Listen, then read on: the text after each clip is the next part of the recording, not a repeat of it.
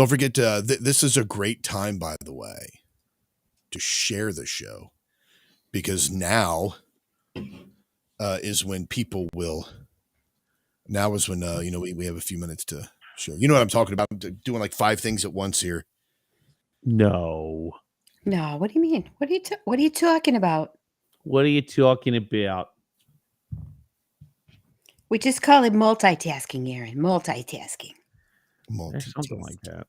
Jeez. Multitasking. There are a couple of stories in there about work and when to know when to quit and all that stuff. It's pretty interesting. We can talk about some of that stuff, which I thought was neat. I think you could probably speak to that, Erica, because you're smarter than us. Whatever. You is. No. And you can all read books. You can all learn. My path is just different. That doesn't make me any smarter than anyone. False humility right there. It's false humility. I mean, there are people. No, don't get it twisted. There are people out there who I will tell you cannot learn, and that is a hopeless cause. But I'm speaking to the two of you, so you like some of you people out there are just never going to learn. Right. Company included. You can't fix stupid. Wow. You can use duct tape though. That's imprisonment, not fixing. Or bondage, and either one of those is not going to be looked on fairly. You're absolutely correct. Yes, definitely. I am very loud to myself. How's my sound? Are you guys good? You're loud all the time. Loud to us too. Does your mother ever tell you, Erica, be quiet, you're too loud? She tells me that before I even open my mouth. What are you talking about? Wait, you just missed me telling Bryan that she sent me a text. She couldn't even see me, and she just sent me a text that said, I'm turning on my laptop now. Sit up straight. Hashtag sit up straight. Yes. Yes. Hashtag sit up straight. Yeah. You just got to get that trend going in your mom and daughter chat. That's hilarious. Why do you do that? She's like, it's relatable. I said, this is coming from the woman who we had to explain LOL does not mean lots of love. So when you're sending a card to a friend whose has died, you can't write LOL, Diane. That's hilarious. That's hilarious. Oh my goodness, my dog just died. LOL. Mm-hmm. What? Mm-hmm. Not kidding. My brother and I were like, who's telling her? I'm like, well, we have to tell her. Like, we can't let this go on. We have to say something. That's almost as bad as somebody thinking, one of the church guys thinking that WAP stood for worship and praise. Yes. I saw wings. I saw wings and something. Wings and pizza. That's what it was. That's it. Yes. Yes. Right. Yes. Go silent, everyone. Go dark.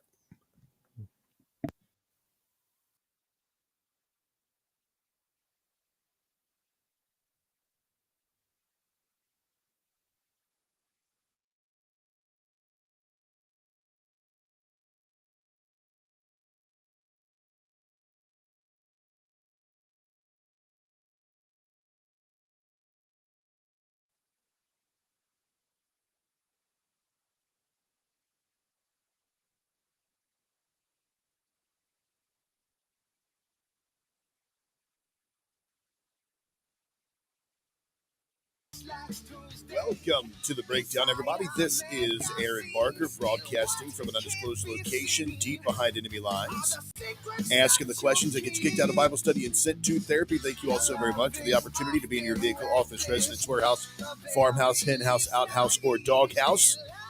Big show prepared for everybody today. Everything from aliens, toxic explosions, and a revival or revivals. All of that coming up on the breakdown. And, of course, always joined by my lovely co-host, Misinformation, Erica. Good morning. Bryan, the bearded pastor. What is going on, folks? Oh, this is going to be a great show today. Don't forget, you can also be a part of the show. We want to hear from you. You can go on over to breakdradio.com, click on the microphone in the bottom right corner, and you can leave your sound off, and it is there where we will take your info, maybe make fun of you, maybe just listen to you. Maybe just discuss a little bit with you. All of that is going to be happening today. A lot of news stories to get to today. This first one, though, Bryan and I were doing this before the show. I want to get Erica's honest, legit reaction to this right now, though. So let's go ahead and check this out. So a DoorDasher was delivering some food, as DoorDashers are wont to do. And she got a little bit perturbed and demanded that she speak with the delivery, the customer, I guess, and knocked on the door, and it was all recorded here via DoorDash. And she was demanding that he come out and speak to her face to face because he didn't understand something. So let's check out and see exactly what this DoorDash driver wanted the customer to understand. Because I drove 40 minutes, and it was extremely far, and I got it to you early. So I don't think you realize where you ordered from. I don't understand. You Well, did 4 I think minutes from where? from the restaurant that you ordered from. Do you realize how far it is? Do you realize you ordered from Colmac and you're in Smithtown? That's a 15, 20-minute drive. It's not. You need to try to drive it. I just drove it. It's 40 minutes. It's 12 and a half miles. 12 and a half miles. So I don't think you realize how far it is. So But I what did think you accept to pick up if you think it's that far? they don't let us know how far. So I think you need to adjust your tip Ooh. What? to make it right. How much is the tip? You gave an $8 tip. What the hell are you looking for? Okay, I'm gonna bring the food back. Okay. Okay. So this woman was Oh. upset because her trip took her 40 minutes to drive 12 miles. Okay, time out. Who takes 40 minutes to drive 12 miles? She must live in Paducah, but it was a very, very long trip for her. Oh my God. Wait, Complained she left with the food She left with the food. after demanding a larger tip. Yes. What in the world? No, absolutely not. I would have been out that door. And she's I would have tackled fired. her and I would have had my food. Like, I have paid for that food. You have an $8 tip. You're not leaving my lawn with that bag. No way. That's Oh my not gosh. happening. Well, I mean, if you're dealing Uh-uh. with an angry woman, absolutely, people are going to be freaking out. Well, I you mean, know, I wouldn't. I'd be an angrier woman. So Yeah. I there's mean, well, that. it's this whole thing. I get, Oh my it God. bothers me because this expectation of, well, you have to tip me, you have to, and it's like, well, I ordered pizza from a local place the other day, and I was wondering because it was like a BOGO, and I'm not going to name the place because this is nothing against them. It was their billing system, their POS system, but it was a BOGO. You buy one pizza, get one free. And I was like, well, this is great. And it came up to charge me. And I was like, wait a second, why is that so expensive? How much is this pizza? The pizza was Right. like 15, $16, something like that. And but it was the charge was almost $30. And I was like, what is the deal? So I looked at it. They had automatically included the tip now. So now at some of these places, they automatically include it on your Yeah. charge. And if you don't notice it and change, I changed it because I was picking the pizza up. I'm not going to tip them if I'm doing 75% Right. of the work. Yes. If you're not paying exactly. attention, especially when you're ordering it online, they will give an automatic tip, and if you don't change it, that's what is going to happen. But are you kidding me? Okay, tips are supposed to be for great service. That's what it is. And that's her idea. That's like a right to a tip. And I'm sorry, that's not happening. Honestly, I would have tackled her I would have tackled her on my own front lawn with my neighbors applauding after I showed them the footage. And anybody who saw that would have said, I understand it. Maybe I don't condone you tackling her on your front lawn, but I'm eating that food. No way. That's not happening. There was another thing. Like we ordered, my father-in-law went out of town, so we were house sitting for him, watching his dogs, and we live out in a rural area, so pizza delivery is like a luxury, or any kind of delivery, like Uber Eats, all that stuff, DoorDash, whenever that stuff popped out, and we never got to take advantage of it because we were never close enough for people to be able to deliver to us. So my wife and I, the kids were at a youth thing for church, and so we were like, hey, well, let's get some food here. So I go to order my food, and it's like, leave a tip, and I'm like, well, I don't want to leave a tip yet because I want to know the service before I leave the tip. Well, now in the Uber Eats app, they're saying, well, leave a tip, and the driver is will be more likely to get your food faster. I'm like, wait just a second. You're going to hold my food hostage because I'm not tipping yet when you should already try to deliver my food, because that's the whole purpose of a tip. Right. It's based on your service. And then after your service, that's when they deliver, or that's when you give them the tip, because it's based on what you did. But now Right. they're like, hey, give me the tip now. And this whole tipping culture, honestly, is becoming quite annoying, because now everybody is expecting or anticipating a tip for everything that you do. Even Taco Bell, you go there to like, hey, you want to increase that? Want to round up so you can send kids to college? No. No, I got no. to send my own kids to college. Thank you very Yeah, much. Leave me alone. I'm not doing that. And I don't even mind it so much, but I'm more apt to tip the person making the food at the restaurant I'm ordering from to move Right. me up in delivery time than I am to over tip the delivery driver for just doing what their job is. The one who's getting the extra is the one who brings my delivery time down from 51 minutes to 30 minutes because they're going to move me up. So if that's my option, hey, add a tip for the restaurant. Here, if you want to move up your delivery time, I'm probably going to do that over the person sitting on their behind driving. Give me a break. It's 12 Absolutely. miles. I could walk faster than 40 minutes. Oh man. So there Well, you go. There's you can. That's awesome. That's fantastic. I can't walk that long. I mean, I wouldn't do that. But I come on. I mean, math isn't my strong point, but that it's not like it's a 4-minute mile, right? you know what I think is terrible is like around here, I like to go order food and then like go pick it up. And like Aaron was saying, the pay screen, they automatically put, would you like to tip? And I'm like, if I'm coming up to you at your pickup counter and you're asking me to add a tip, what am I tipping you for? Just because you looked good when you handed me the food? I showed up. I'm here. Exactly. Aaron, I don't know if you remember this or not, but you remember where that restaurant in Northern Kentucky used to be called Ryan's? It's not there anymore. Oh yeah, man. That was Okay. Ryan's was like the Golden Corral before Golden Corral. It was the Exactly. you had like Ponderosa, and then you had Sizzler, and then you had Ryan's. Like, and Ryan's was like the creme de la creme, right? yeah, right. I mean, I like, can't wait, comment. we're going I to can't.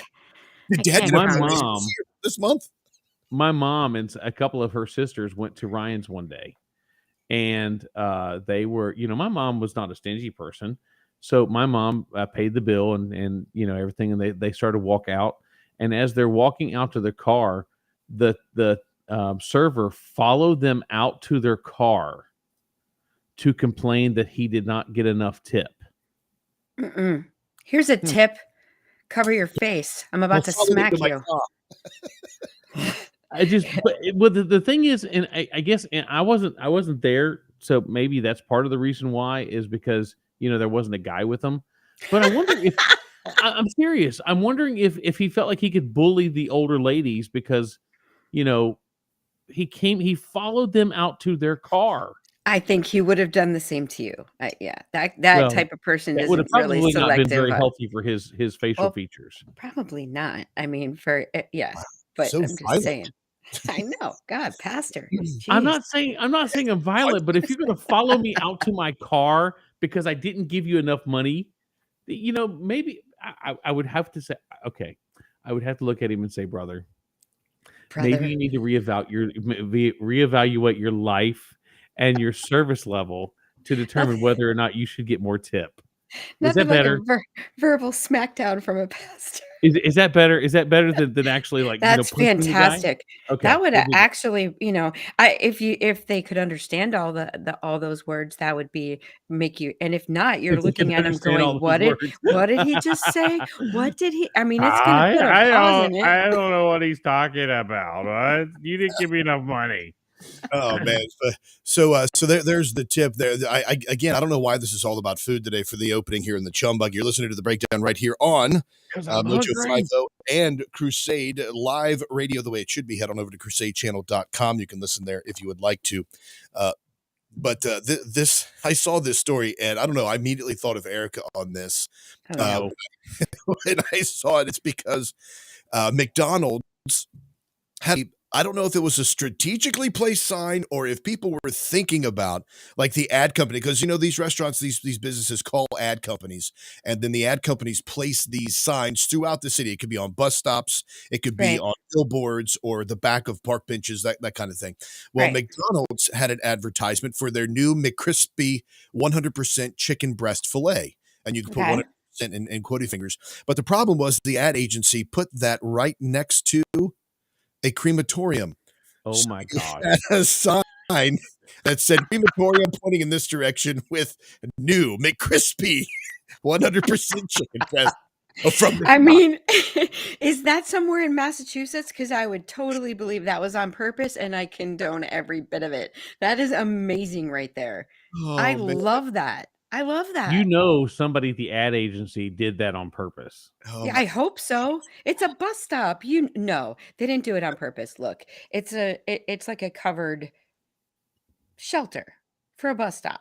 Yeah, So it's no, they don't go out and survey every single one and look at the signs near it. Like you're not they yeah, that's you're not but doing that. They put it there, but oh, that's beautiful. And absolutely. most people won't even, they won't even see it. They won't even notice it. Yeah. That's for, But that's for a trained eye right that, there. it is. It's for very trained and astute audience. Yeah.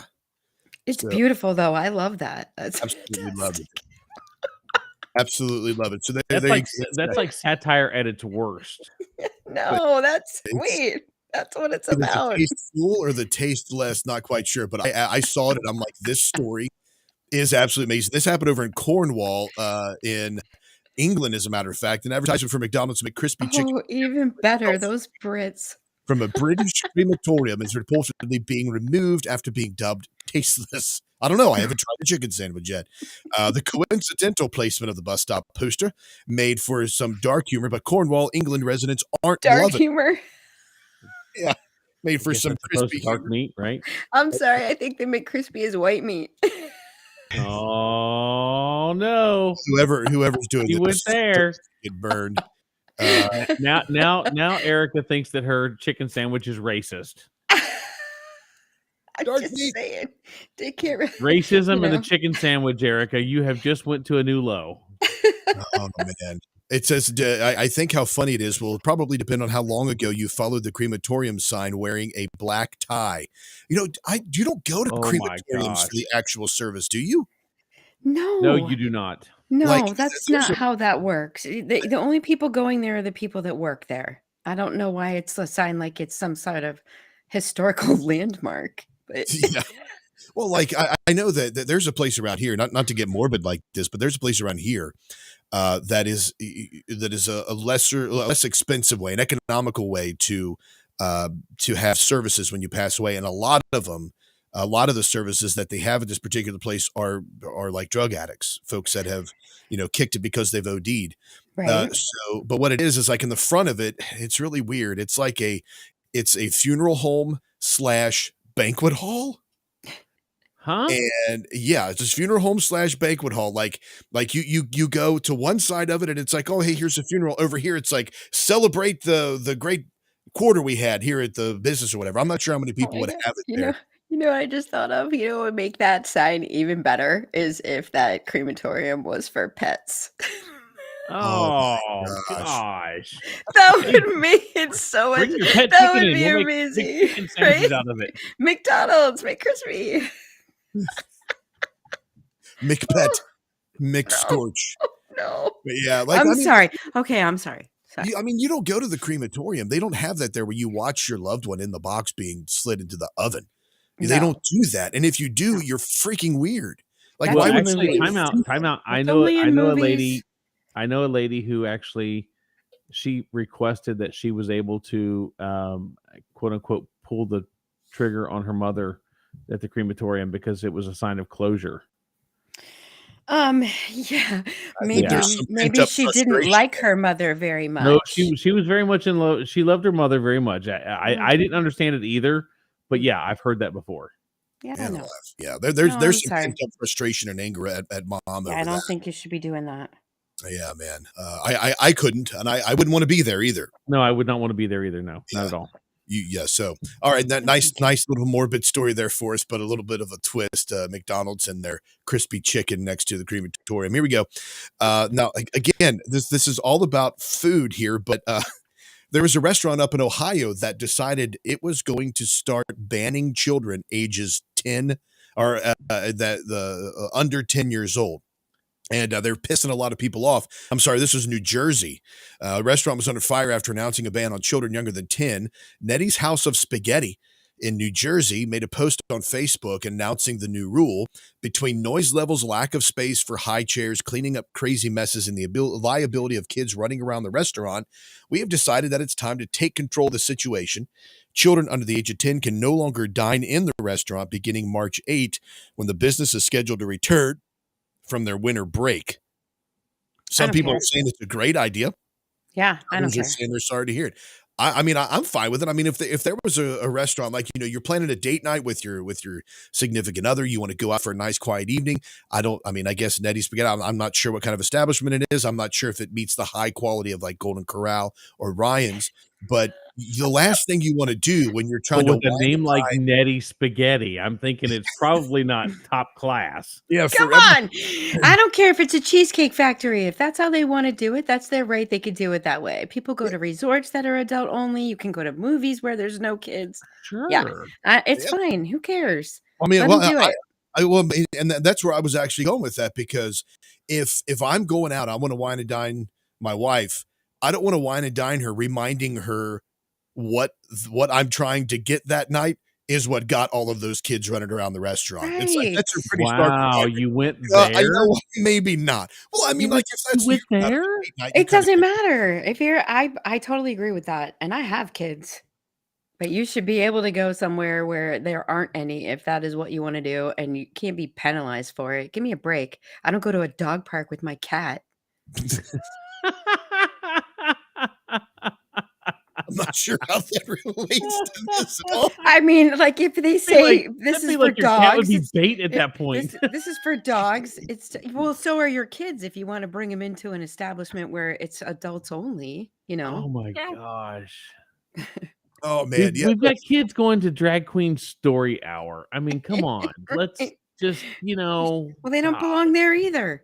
I agree with, but and you think about that, like a restaurant has to ban kids because the parents won't control them.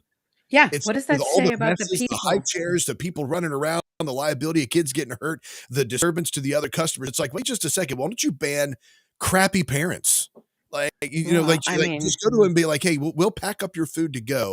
Just bug off out of here because you're disturbing the entire restaurant. Yeah. Well, and I'm fine with banning the crappy parent. That's essentially what you're doing if you're banning the kids, because those parents aren't going to, Oh, no, if they're crappy parents, they just leave them in the car. Crack the windows down a little bit, Like a dog. Whatever. Come leave on. them with the iPhone and the McDonald's crispy chicken. Oh my God, that's awesome. Oh man, okay, but anyway, yeah, I would ban kids. Probably the best way, however, to save money, to save embarrassment of your kids because your parent that can't control them. The Wall Street Journal is reporting this week that you should just stop eating.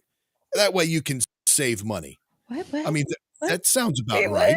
Oh. The Wall Street Journal published a report this week that suggests Americans should combat economic strife by only eating 2 meals per day.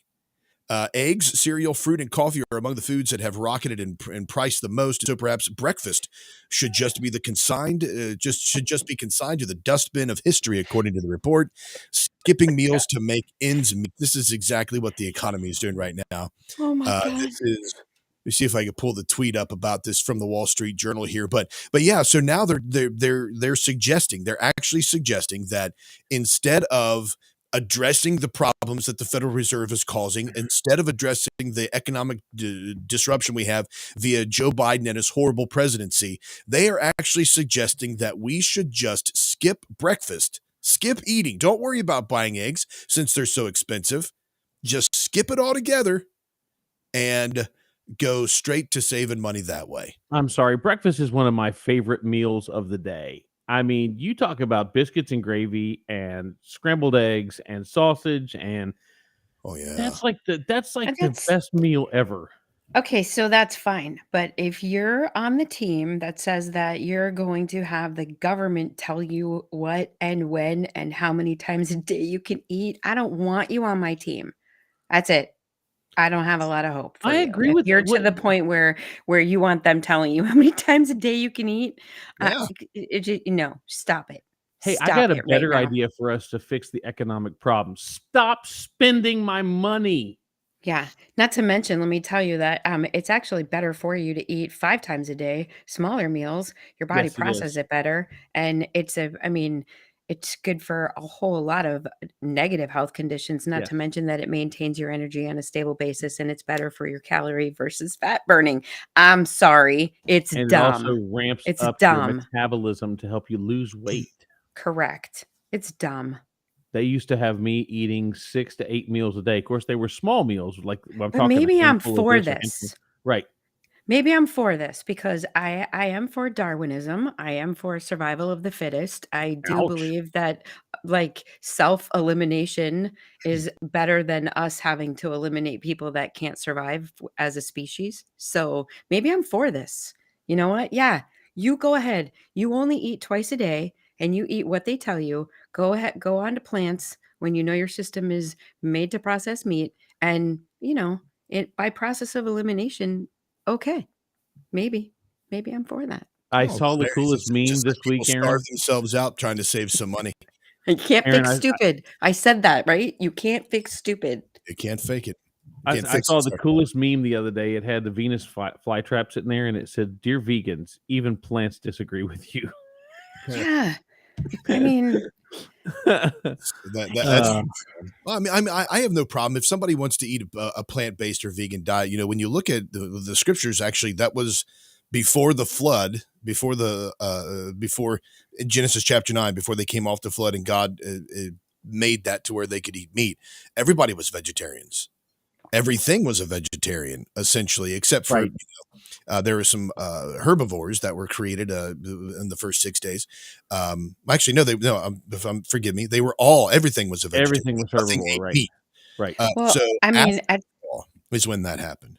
but at some point when animals who are have plant-based diets in nature have multiple organs that human beings do not have. Like normal animals that have a natural vegan diet have like 4 stomachs. They process things very differently. And your body, it really isn't made. I'm not saying he made a mistake in the first place, but I'm just saying. I don't know where you were going with that, Erica, but we're going to break.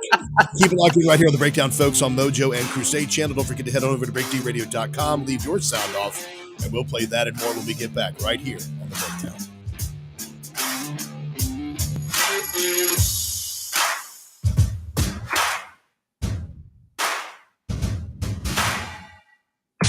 Asking the questions that get you kicked out of Bible studies and sent to therapy. You're listening to The Breakdown.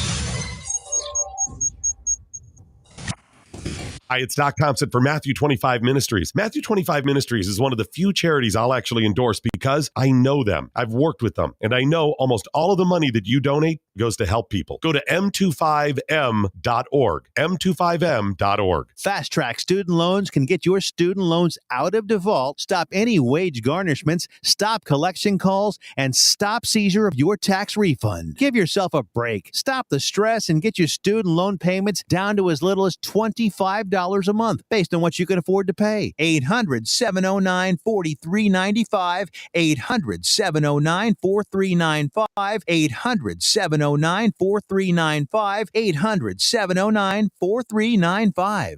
Why have thousands of aspiring authors teamed up with Christian Faith Publishing to publish their book? Because Christian Faith Publishing is an author-friendly publisher who understands that your labor is more than just a book. We provide authors freedom and flexibility throughout the publishing process, professional professional book editing, award-winning design, and some of the highest royalty structures in the publishing industry. And as always, you will retain 100% of the rights to your book. I was looking to find a company that I could trust, one that assisted in the editing process completely. The most important qualities that I was looking for was a publisher who was honest and upfront, no hidden costs or fees, and owning the rights to my own work. Christian Faith Publishing will publish, market, and sell your books in all major bookstores, online booksellers, as well as specialty Christian bookstores. Call for your free author submission kit. 800-978-4812. 800-978-4812. 800-978-4812. That's 800-978-4812. Oh, hi. Didn't see you there. I was busy eating this delicious meal from preparewithmojo50.com. You look hungry. Do you want some? Of course you do. Get your own. You can go to preparewithmojo50.com. That's preparewithmojo50.com. You can't have mine.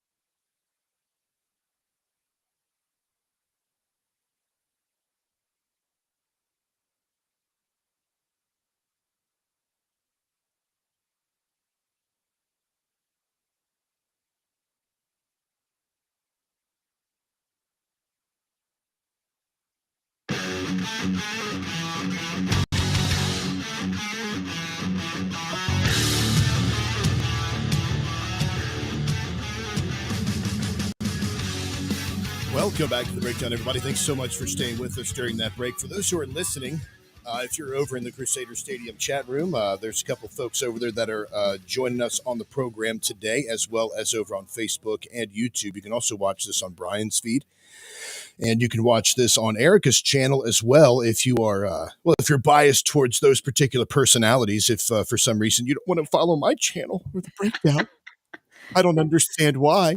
But you can do all of that. Just go to facebook.com/BreakD Radio. That's where you can join the show, and you can also join over on YouTube. But for those of you that are inquiring, if there's anything that you have that you in the chat, you're welcome to put that over. There were some comments by some folks over the Crusade channel about the survival of the fittest, and regarding the Erica's comment last time. Then I said, well, go ahead and put that as a sound off. We'll play it on the show, and you can challenge Erica or update it, whatever. Go ahead. Erica's up for the challenge. Yeah. She's not a sensitive person, and she will not get offended easily unless it's, My middle name is not empathy, although I'm not saying that's a great thing. It just is something I have to work on. So, yeah. Well, nice. Then maybe. Okay, there you go. All right, there you go. Just I'm going to leave it right there. Erica, are you doing right now what you wanted to do when you grew up? No, I thought I was going to be a science fiction horror writer. Really? Yeah. Is that something that still interests you? Yeah, sure. But, I probably need to make some time for that. So like, you a big Stephen King fan, or no, more like Dean Koontz, Isaac Asimov, more in that vein. True science fiction horror, not Gotcha. like Stephen King is. Whatever. That's theater horror, whatever. Whoa. But not so much in that vein. I like the science fiction aspect more. Brian, are you doing now what you wanted to do when you were a little cheering? Actually, no. I started out as wanting to be an architect. The original George Costanza movie. I always wanted to pretend like I was an architect. No, I used to. I thought I was going to be an architect when I, got of age, and the Lord kind of changed my direction. So yeah. Yeah, you could be designing churches. I'm now of age. Designing churches. Yes. I am now of age. I can be both an architect and familiar with the ways of a woman. I'm not doing. Wow, where did that come in at? Jeez. No, like you just said of age. You say of age for some reason. Like the headlines like that we hear now. Coming of age. Yeah, usually that's a massive. That's a major life event. You guys just go crazy. What is wrong with you people? What is Don't act like you are somehow keeping us in line over here. It's not like there's anything wrong with us. It's your uncanny ability to jump into language from a different time era what that is you just wrong with you throw people? into normal conversation like nobody's going to react to. Coming of age. I mean, Y'all just weird. What's We wrong are with very much weird. I don't think I'm doing. gosh? When I was a kid, I had so many different things that I wanted to do as a child. I thought about being a teacher. Of course, policeman, fireman. I thought about military service, all of that stuff. I'm not doing like when I was in my teen years, around 13, 14 years old. I knew I wanted to do something in ministry. Probably by my senior year, I was like, well, I'm going to be a pastor. Well, now I don't think that I'm going to be. I don't think that the pastor is in my cards right now. And I mixed my spiritual beliefs there, the cards of destiny and the pastors being a pastor there. But I don't think that's in my cards right now. However, there are some things that I can do, like the radio show. I'd love to do this as a ministry. So I'm, that's an aspect of ministry there. But I got to thinking about this today because Pam Anderson has made some headlines recently because she wrote a book and they're doing a story or doing a movie about her. And I'm not. I look at this and I wonder, they have hit the bottom. Like there must be a dearth of creativity in Hollywood when they're like, you know what? Who can we do a biopic of? Pam Anderson. Like, what do you mean? Like, what? But anyway, so I saw this story and it was actually over on Christian Post. It was very sanitized. I was very happy about that. But she recently revealed on a talk show that her original profession, her professional ambition was to be a nun. What? Wow, she kind of went in the opposite direction there, didn't she? Yeah, I'm just going to say that's a Wow. wrong left turn or two along that path. It's like she went from a job that covered everything to a job that was like everything off. You know what I mean? But yes, and I just got to thinking about that. I'm like, how many people, have this idea of what they want to be when they grow up, and then they go either a wildly different direction or they just kind of do something. They fall into line on something that it pays the bills or it takes care of the family or, gives them some type of benefit that, maybe their dream didn't, pursue. I feel like there's a big difference between that and maybe like I thought I was going to be of the most pious calling. Instead, I became a whore. Like, aren't those? Oh, man. I think that's different than I thought I would get married and have kids and I'm not, or I thought I would be a doctor and I'm an artist. That seems a little different. Wow. Okay. That's one of the things I thought about. It's so interesting because people, for some reason, one reason or another, you start out with this trajectory. Here's where I'm going. This is what I'm doing. And then you go completely off track. Yeah. It's a valid example. Be a good thing. Yeah. I mean, it could, and honestly, it could be good or it could be bad like them. But right. I did find it fascinating because a lot of these, and so many people don't understand that when you're watching pornography, not when I say when you're watching, not as though you should be actively watching it, but when a person engages in watching pornography, you have no idea how many of those scenes are done by women who are being raped, men and women both who are so stoned out of their bloody minds that they can't even process what's going on because they have to get themselves into that state in order to go through the trauma that's actually happening to them. Everything about porn is fake. Everything from, well, it's all fake. I'm not going to describe everything there. Talk about the secret things and the Thank you. The horrible things there. But it's all move on. Yeah, I'll move on past the details, etc. But and you wonder what would get a person to think that this would be a good profession to go into. I mean, women have there's stories of women who've been lied to. They've been told that there's going to be one particular scene that happens and this other stuff won't. But when they get there, it's like, oh no, we changed a little bit around and we're going to do this, which violates you even more. But Pam Anderson actually was revealed that she was molested. She was molested by a female babysitter from the ages of 6 to 10. And then when she was 12 years old, she was raped by a 24-year-old man or 25-year-old man. And you hear those and you wonder how much of those things impact a person and either push them away from the faith or push them away from something that they wanted to do. And then instead of them being able to go into a a legitimate profession, they end up thinking that they're devalued, they're not worth anything. The only thing that attracts people to me is my body, my sexuality. So then they go in that direction, but innately deep down, they don't want to go there. And that trauma that happens to kids, I mean, like you think about that, that's just, it's heartbreaking because a child who's just forming in their mind, they're very trusting. Kids are very trusting, and as they're growing and as their mind is forming, as they're learning about adults, as their idea of God is shaped by their parents, especially their fathers, then something like this happens and just rocks a kid's world. Yeah.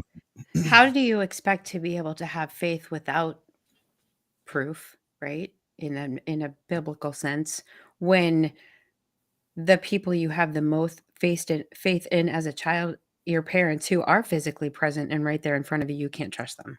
How are you expected to be able to trust in more of an unknown presence, really? Right. I don't know how you could.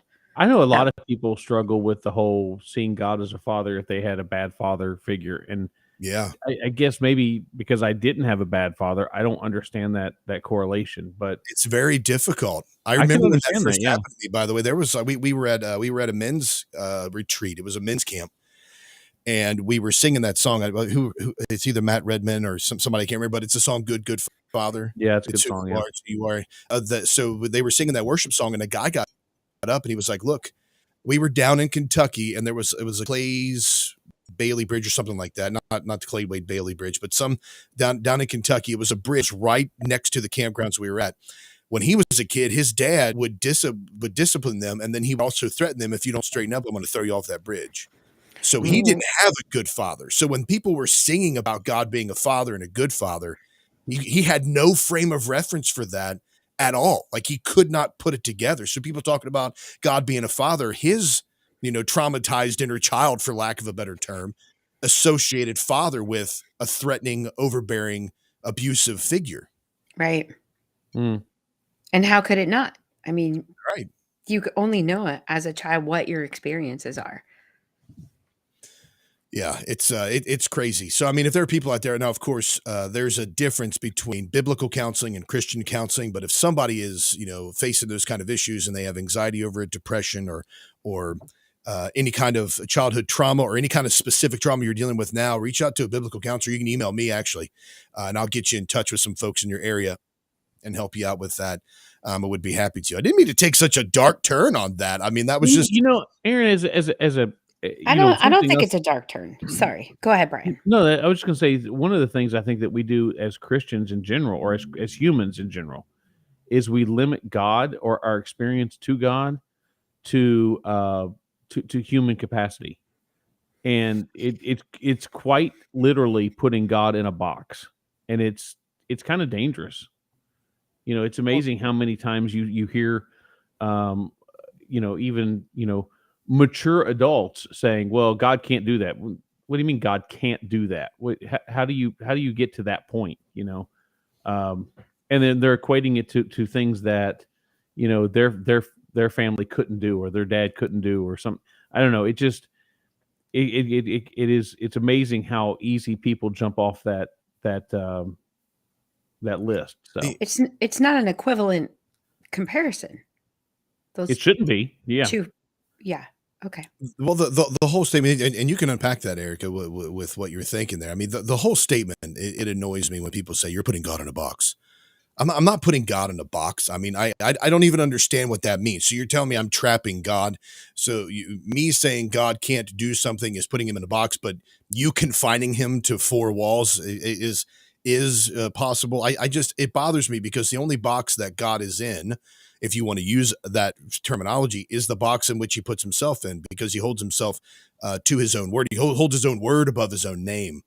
But even that is unlimited in what you can conceptualize as a human, right?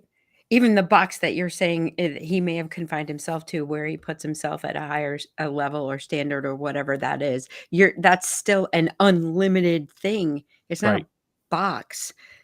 I feel like that is confining. Whatever you want to call it would imply confinement of some kind, and that isn't a thing.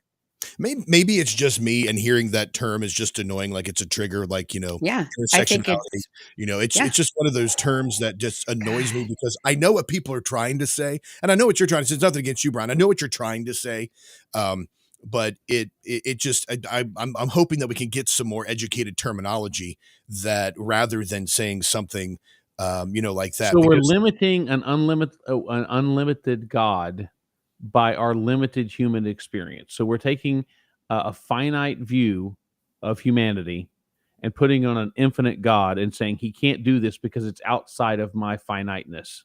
But not necessarily because you don't understand it, but that you aren't able to comprehend it. Well, again, I So think it you're goes back. forced to put it in a box in order for you to even try to Correct. process it. Before you That's can process right. right. And I think some of that goes back to a limited understanding, right? You're absolutely right there, Erica, is because we're trying to put God in a way we can understand it, Right. right? And we limit, and obviously the term limiting God is impossible because it's God, right? So he is infinite. Um, but I think you also go back to the idea of we're trying to wrap our heads around what we see, and so in order to do that, we're placing our own our own ways of understanding. It's like we talked a few weeks ago, Aaron, when they were talking about, I forget, was it Hal Lindsey or somebody? Maybe it was on, yeah, I think it was Hal Lindsey or somebody, and they were talking about how that the Revelation and apocalyptic visions were Apache helicopters and things like that, and no, they weren't. But we're trying to limit what the Bible says based on what we can understand. I'm going to have And a problem or an immediate red flag go off with anyone who tells me that they can understand it in its totality. agreed, agreed If you're 100%. telling me that you understand it in in your limited capacity, that the only thing that you can tell me that I'm going to go, okay, I think this person is truly thinking about it, is if you're the one who says, I can't truly understand it, but here's what I know, or here's what I can tell you, or here's what I believe. Then I'm probably going to listen. But if you're going to tell me you have your brain wrapped around it and you got it all figured out, Right. no, I'm not. I'm automatically going to feel like there's a problem there. Understood. You can sound off on this as well, everybody that's listening out there. BreakTRadio.com. Click on the microphone in the bottom right-hand corner if you have anything to say. Looks like we struck a nerve with J May in the comment section. She said that you guys are spot on. As a child of a less than desirable father, we'll say that. She can testify to all of this, which and that's unfortunate. That's one of the things why, and we're going to talk about this a little bit later. That's why when you deal with situations where somebody has been injured, somebody has been somehow violated by, and it doesn't have to be sexual, it could be emotional, it could be spiritual, whatever that violation is that occurs. That's why so much of secular, I'll say theology, secular philosophy, secular psychology fails because it doesn't address the actual hurt that comes from that. Because think, you have shame that comes from being treated like that. And unfortunately, women that are violated, children that are violated, they experience shame for that and self-doubt and self-questioning. And that could be physical. Shame manifests itself in a physical presence if you're not mentally dealing with it. So does guilt, so does loss, so does happiness. Everything can manifest itself physically. I mean, if you're suffering from shame and you're not going at it in your head or not, it's going to be in your gut. That's going to happen to you. And it can kill you. That leads to all kinds of other physiological and actual physical problems. The worrying that you have and the chemicals that are released can cause ulcers, and those ulcers, can cause further damage. And then there's also worrying and anxiety can cause, lead to cancers that develop in the body as well. Yeah. But secular psychology, which if you break down the word psychology, it simply means soul care. You have a world that doesn't believe in the soul, the eternal soul of a human being created in the image of God. So they miss the boat entirely, and they try to use secularly developed ideas that were created by perverts to help somebody get through the trauma or the issues that they faced in their life, when the gospel goes directly to the heart. And again, that's the difference between Christian counseling, secular psychology, and biblical counseling. Biblical counseling may not say, well, you're dealing with depression. Well, that's a worldly term that calls depression something. It says, well, you're sad for longer than 2 weeks. And the Diagnostic and Statistical Manual of Psychology, which they've had 5 revisions of, has changed over the years and made depression, I think it was like initially it was like 6 or 8 months of prolonged sadness for no reason.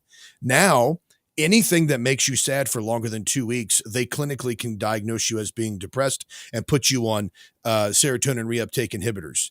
I mean, they can put you on medication with as little as 2 weeks, and it could even be precipitated by the loss of a loved one. And they're trying to address these things in a secular way rather than addressing them in a spiritual way. And the only way to address those issues is to say, here is the gospel. Christ died for your shame. He died for your hurt. He died for your guilt. He died for your offender. He died so that those could be washed away. Now, is that going to be initially the thing that fixes everything? No, because we have a process of sanctification that we follow in our lives as we become more and more like Jesus Christ. But the scriptures, the Bible, can help you out with dealing with those feelings of guilt and anger and misery and violation. Secular psychology doesn't. The big thing about secular psychology is accept yourself and forgive yourself. Forgive myself for what? I didn't do this to me. Right. And that's the other thing is secular psychology will teach you that at whatever your situation mentally, physically may be, it is your fault. You don't have to be the one to blame for it. And it just gives you an explanation of why you are supposedly the way you are. But it doesn't address any of the issues. It's not going to help you at all. Exactly. It gives you a false explanation of your life. It does. It really does, because then, think about whatever the trauma was, physical abuse, emotional abuse, etc. Later on, those manifests like you're talking about, they can go into drug use, alcohol abuse, something that will numb the pain of feeling that hurt, because you have to deal with it.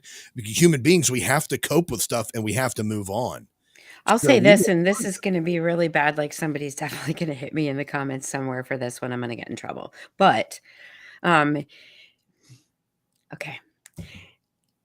In secular psychology, the majority of professionals, whether it's doctorate or master's, and I'm not taking away from the level of study that they do to get to where they are, the overwhelming majority of people in this field are there, got there, went there in order to try to understand a trauma or something in their own existence, which by definition is a flaw, if you want to define it that way, right?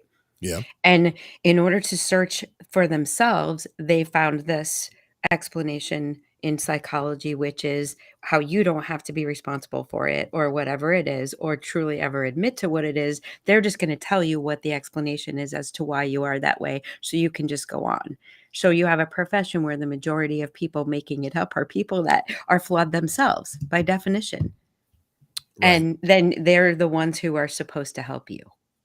Yeah. And although that is, I mean, and I agree, because so many people are like, oh, well, that's the Bible and that's your interpretation. You're putting God in a box. That's what you believe. What do you think those secular psychologists are doing right now? Right. Why do you think there's been such an issue with the vaccine and the vaccine injuries? Trying to get past that impenetrable wall of science. Science says that this is safe. Well, why does science say that it's safe? Why do they say doctors practice medicine? Because it's all, honestly, it's all a crapshoot in some of these things. Yeah. And they feel that because a psychologist goes and studies Freud and studies all of the secular psychologists that have written these books, somehow they have a better understanding. Well, all of those people in their collective writings still haven't gotten to the heart of the issue, which is they haven't gotten to the heart of the problem, which is a problem of the heart. Our heart is an idol factory. Constantly making all kinds of things for which we could that we can worship, that we can honor, that we can give ourselves to. And then another thing about that is when you do find those other ways to get out of the pain, to numb that trauma, like alcoholism or drug abuse or sex or pornography, whatever it is, then the secular psychologists love to tell you it's not your fault. It's not your fault. Right. It's not you have a disease. And Yeah. that disease causes you to do something. It's like, since when do I have to forgive myself for getting cancer? But now Right. I have to forgive myself for being an alcoholic. Why is it that that those things are things I chose to do to myself because I couldn't get help from my actual problems? Those are somehow a disease, and we're never responsible for those. It's always an external force that's causing this. What about personal responsibility? I drink because I was molested as a child. How do Right. I deal with that? You know, Correct. I throw myself into fornication because I was, rejected by all the girls I went for in high school. And by the way, when you say that, what they're going to say to you is, well, you haven't been through it, so you can't possibly understand. So it's my inability to understand your trauma and how you're dealing with it that allows you to not have to be responsible for it and say that I'm not qualified to talk about the path that you should take to actually get better. See, and Right. that's one of the biggest things that I have issues with when people say, "Well, you don't understand because you haven't experienced it." I was listening to it. No, I'm serious. I was listening to a No, I recent. know. I know. I was listening to a recent talk show where this guy based his entire profession on experience, and anything that went away from any kind of reality, any kind of documented evidence, he's like, well, you haven't experienced it. Until you experience it, you can't speak to it. Well, then, okay, throw Christ out of everything, because he didn't experience drug abuse, he didn't experience sexual abuse, he didn't experience divorce, he didn't experience broken homes, he didn't experience abortion. So he can't speak. The idea that you have to have an experience in order to minister to something is about the dumbest way to approach any kind of trauma. You have to Because experience it in order to teach on it. Is that what you're saying? yeah, you have to experience Yeah. it to teach on it or to minister to it, and that's not true. I had a No. pastor tell me one time, he's like, "It's impossible for you to do marriage counseling." I'm like, "Why?" Wait, because you're not married? Yeah, Really? because I'm not married. So that means I Oh. can't speak to anybody that's got Wow. children. I Yeah. can't Wow. speak to anybody. And I'm like, wait, that you can't say that, because I mean, technically, shouldn't your counseling be based on what Scripture says? And if you're based on what Scripture says, I have access to the same Scripture you have access to. How come you can preach and teach on it? Well, I have experience. Okay, but just because you have experience doesn't mean it's authentic or that it's legit Or or that that it it's has even a any good validity. experience. Right. I mean, well, you look at something like this. The priests take a vow of celibacy, and they preach on marriage. They preach on parenting. People Right. come to them from premarital counseling. That actually, in some ways, even Paul talks about those who have decided to take a wife or those who have decided not to take a wife. You think about that. If you're a marriage counselor, and you're not married, just because you can't say, well, I worked through this one bit of experience, you're actually at an advantage, because you're not thinking like a husband would think in that Right. situation, and you may not be thinking about your past experiences and how your wife reacted. Now, Right. Right. being married does help in certain cases. Being unmarried would help in certain cases, because you can have an even approach. You can have right down the middle approach to that. But experience It's does a not completely determine. it's unbiased. If you Exactly. have never experienced it, your opinion of it is unbiased. You are But the other basically a thing is, neutral party. Yeah. getting back to what we were talking about a minute ago, Now we're when counseling Bryan to make him feel better about giving marriage counseling. I have no problem giving marriage counseling. Trust me, if you've been around me for more than 5 minutes, I have no problem giving my opinion about anything. But Well, just do it fast, because we're coming up on a yeah, a what I hard was going to say is this gets back to the bad theology of limiting God by our human experience. And I say limiting, you can't limit God, obviously, because he's limitless. But Yeah. limiting our faith based on what we can experience, and not taking God at what is said in his word, right? And I think that's where we get into so many issues. The different ideas of, well, God can't possibly do this because I haven't experienced it. That you go back to the book of Matthew, when or Mark, excuse me, when the man brought his son to Jesus and said, I believe, help my unbelief. I truly believe that when you're reading that, he's literally saying, listen, Jesus, I've seen you heal. I've heard the reputation of you healing, but you've never done it for me. So since I believe, help the part of me that doesn't believe. Right. And I think that's where we're getting to. We're focusing so much on our experience. And like Eric said, with some of these psychologists, we're focusing so much on our hurt and our trauma and that being the reason why, well, I'm mad at God because of, so and so passed away, or I'm mad at God because my dad got cancer. You know what? Get over yourself. Yeah, I you're not a love that. neutral party. But You well, are not a neutral party in that case. exactly. And I love the comment that R.C. Sproul said. What's wrong with people? Sorry. Well, I do know this. What is also not a neutral party is that their clock. So we have to. We're going to be taking a quick break here. When we get back, we're going to be talking about this stuff and more. So if you want to head on over to breakdradio.com, you can actually click on the microphone in the bottom right hand corner, and it's there. We leave your sound off, and we will talk about that and more right here on the Breakdown.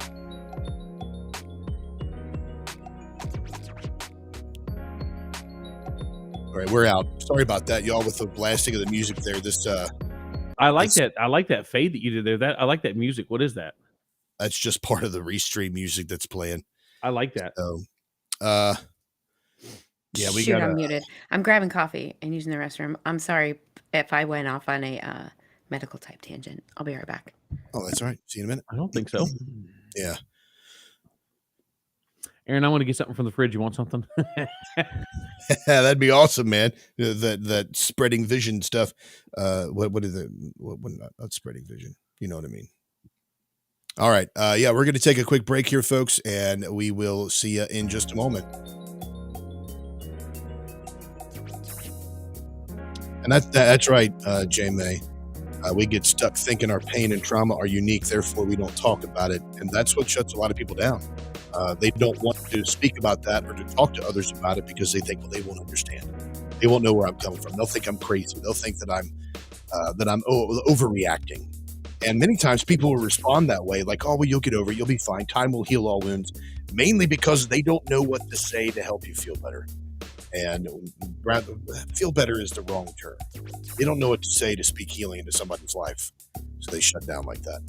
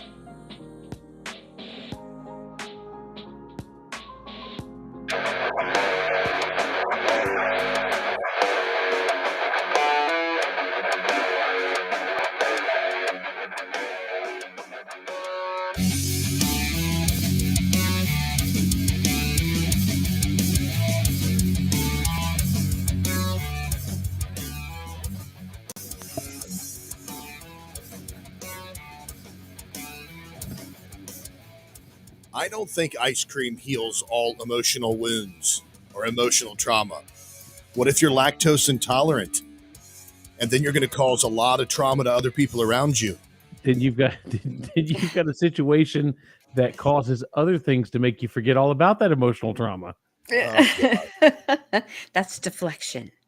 Deflection. And it works. You're listening to The Breakdown right here on the Crusade channel, Crusade Live Radio the way it should be. Also over on Mojo 50. Happy to be broadcasting over to all of our fine friends and listeners here on the show. You can also sound off by going to breakdradio.com, clicking on the mic in the bottom right corner. That will give you the opportunity to speak your mind. A lot of doing that over in the Crusader Stadium chat, which if you would like to find out how to be a part of that, just go to crusadechannel.com and click on chat room. You can also join us in the Facebook and YouTube and Twitter and other.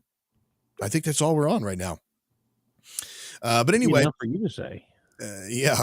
So I cannot for the life of me understand the intelligence of those folks in Ohio who decided that when there is chemicals spilling out, catching on fire, that the best thing to do would just be to pop the can open on the rest of it, dump it all out into the environment, and light it on fire. I don't work for the Department of what would be that? I don't work for FEMA. I don't work for the Department of Health. I don't work for, obviously the governor's office in Ohio. It'll probably be OSHA. Or the EPA? I mean, that's what I was trying to think about. The EPA. That's the one.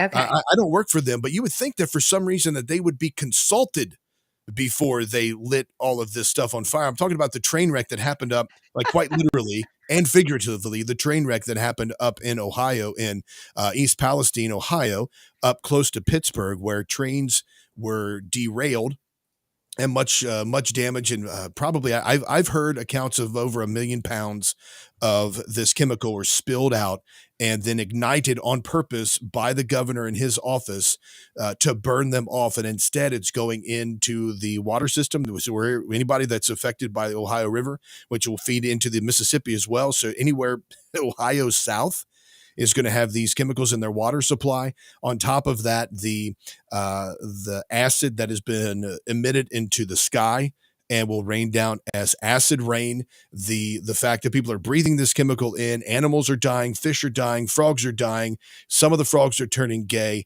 All of this has been caused. I knew that was coming. I mean, has anyone? Okay, I find it interesting that we have all these statements from people on the ground. We have reports of people throwing rocks into boiling water that's steaming up from the bottom. It's black. How would you drink this? Why are we living here? This is ridiculous. Has anyone had a statement from Norfolk Southern? From what actually was in there? I mean, there's two different stories of what the actual toxic gas or component was. Are there any discussions of like, how did it derail? What happened? And it's not the only derailment in the country recently that has spilled possible hazardous material into the environment. But I mean, Buttigieg has nothing to say about it. And yet you have the EPA showing up a week later and the guy taking a tour of what's supposed to be like a cancerous, toxic environment. Yeah. Help me, someone, please.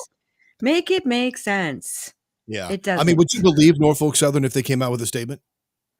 I mean, I at this point, I wouldn't believe anything that they had to say. If they maybe not, but isn't it weird that they don't have one? I mean, they can't make a statement right now. They can talk about what was really in there. They can the Illuminati is in what charge they were carrying.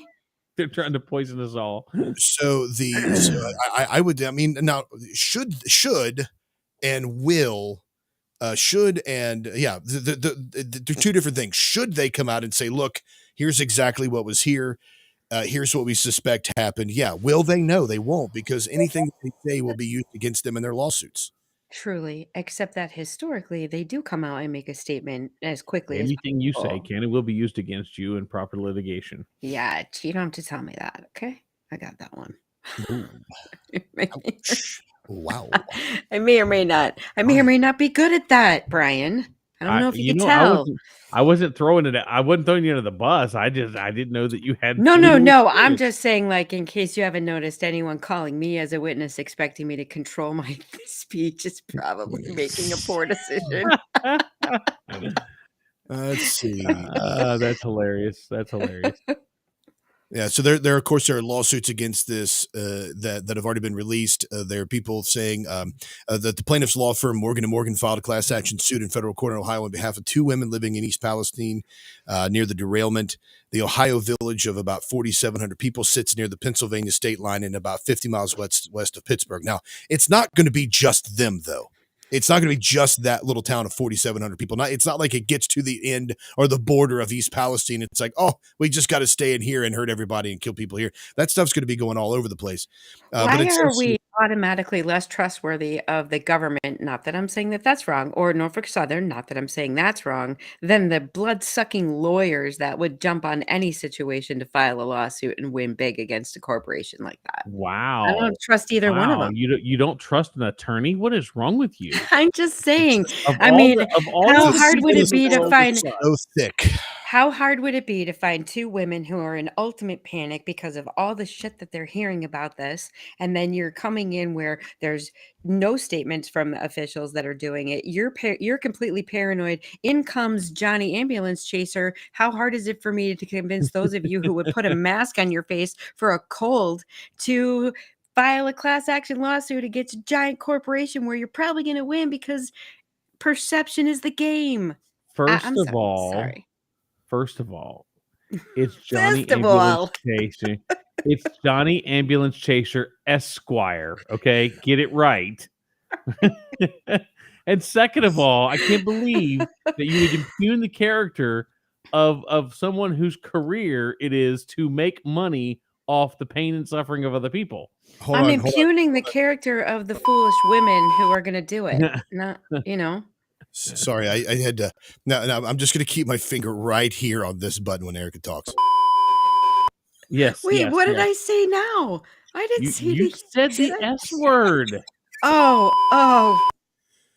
Okay. Do we need to get the swear jar out again, Erica? Do we need to get the swear jar out again? Is it a 5-gallon bucket? I'm going to get so many emails over your language. At this point, we're not doing a swear jar or a bucket. We're doing like the 50-gallon drum. We're going to do a Western Southern or a tanker whole car. train car. Oh my God. Wow. Jordan and the good morning, Jordan. How are you? You're going to want to hang out, brother, because we're going to be talking about Asbury here in a little bit.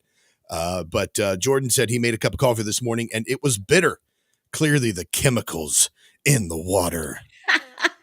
Thank you, Jordan. I appreciate that. A little bit of levity there. So little if he's bit, still in there, very I'll let you know little. if he's still there. And Kinsey says here in the chat that phosgene gas. Now, you know, Kinsey, he had to Google that. Yeah. Has been spread. No. This is a gas often even know generated by high temperature actions like burning that is highly toxic and deadly. Burning may be making things worse. So good morning. Kinsey had a really important job in the Navy on a nuclear sub, or maybe so. He's pretty smart, right? Sure. I swear. Kinsey, Aaron's don't not say I didn't tell him, good. Kinsey. Don't say I didn't tell him. Kinsey's from Kentucky. I know his kind. I'm am telling his you right kind. now. What's that? Oh my goodness. I'm just leaving that one alone. There's so many different directions we could go with that. But yeah, so that's now what's weird is that there was a movie that came out called White Noise, and a lot of people from East Palestine were extras in this movie. And there was a traffic jam scene where people are sitting in a line of cars. They're trying to evacuate their city. Can you maybe take a guess as to what they were trying to evacuate in this movie called White Noise? They were trying to There was an evacuate explosion. a freight train collision with a tanker truck, which triggered an explosion that fills the air with dangerous toxins. Imagine that. Oh, so now I got to put my conspiracy theorist hat on and say, was this a red flag event? Whoever took it off? Hello. Don't take it off. I mean, come on. This is as bad as the flying saucers, right? Can you just help me out right now? Listen, you are going to tell me that a extremely serious, deadly toxic spill took place, and we're going to send one guy to do a tour and a couple lawsuits, and hey, there's no real statements. Like, no, people, I am not buying it. I'm not buying it. Like the guy that showed the picture of the melted car after driving through some area around it, like the plastic was melting. I was like, can you please? I'm not trying to be a jerk. And I think I even said that, which were not the words I used. But since I'm already in trouble, that's how I'm going to put it. I'm not trying to be a jerk here, but that looks like my car going from Indiana to Florida in the middle of a winter storm. It's called rolled salt and some water. I'm so sorry. But no, I'm not buying it. Try again. So you're talking about people who are taking pictures of their cars that are evidently melting from this gas or from this these toxins that have been released into the atmosphere. Yeah, and I'm saying my car looks like that from road salt and a little bit of water on a road trip from Indiana to Florida in the wintertime. Give me a break. Wow. Give me a break. Well, if it was that serious, it would be melting more than just cars. Actual light fixtures outside would be melting. Traffic lights would be melting. Well, not Come necessarily. on. Not No. necessarily. What was that scene in Breaking Bad? What was the acid that they used to dissolve the drug dealers? Oh, now it's strategically placed acid in the atmosphere. Only these molecules have acid in them. Not these right here, but these right here. No. Do you know what show you're on? Of course we're going to talk about stuff like that. That's exactly what we're going to do. I feel like we're going down a rabbit hole here. Can we get on with the show prep? This is the show, man. What are you talking about? This is what we do. Oh my gosh, you work for them, don't you? You work for them. You're trying to control the narrative of the show, too, I Bryan. I do, Aaron. You didn't know that? You have the bearded bastard. This is what it feels Well, like. that's because that's how I had my controlled opposition. That's how I hide my lizard chin. That's Or how I maybe hide my lizard chin. Yeah. Maybe Erica's controlled opposition. You know, I'm not the bearded pastor. I'm the bearded. Yeah, drag. I'm the infiltrator. Yes. Let's pick the most outward, buoyant, ridiculous person in the group and make them the infiltrator. Well, you are the only one that has a fake background on. I'm just saying. Nobody knows where you are. Bryan is pulling out the punches today, man. It's gonna stay that way. Listen, you know. Oh gosh. All right. Let's move on the show here. Let's see what else we got. I just thought it was pretty interesting that, it is called the revelation of the method, by the way, when they release in movies, cartoons, and pre-written news articles, etc., where they plant the idea of something happening and then they go and carry that out. It increases their demonic credit. It also empowers them more spiritually for them and gives them more control over people. There's an occultic credit rating? Yes, it's good. So revelation credit rating. It's conditioning. How am I going to deal with the demonic credit social demon score? That's what it is. Oh my! When that shows up on credit wise, I'm taking pictures because I might like my demonic credit rating might actually outweigh my regular credit rating, and then we're gonna have to create an app for that, Erica. I mean, they've made millions off Credit Sesame. Maybe we could do like when people credit say get your house Satan in to me." order, I'm gonna check my demonic credit rating. There you go. Well, first off, maybe that's what people will start doing when they buy houses to make sure it's not possessed. They don't have to bother a priest. They'll just look at their demon credit score. Be like, oh my gosh, this guy's like a 790. There's all kinds of demons on that place. No, the perfect credit score on that would be 666. Come on, Aaron, get it right. Oh, Bryan. Slam. That touche, bro. That was good. That was good. The perfect credit score is 666 on the Demon Social Credit Score. BreakDRadio.com. Leave your sound off if you want to be a part of the program. I don't know if I want to get into this now, but you mentioned the aliens, and then of course Bryan's freaking out about the conspiracy stuff we're talking about here. But this whole thing with the aliens and the invasion and all these balloons that are being shot down, all these different things that are happening in the skies, it makes me think that Project Bluebeam is starting to come to the forefront, and that we may possibly be seeing some type of either fake alien invasion or some type of perceived coming of Christ. If you all don't know what Project Bluebeam is, it was put forth by Sergei Monast, and it's one of the fathers of, or one of the godfathers of conspiracy theories.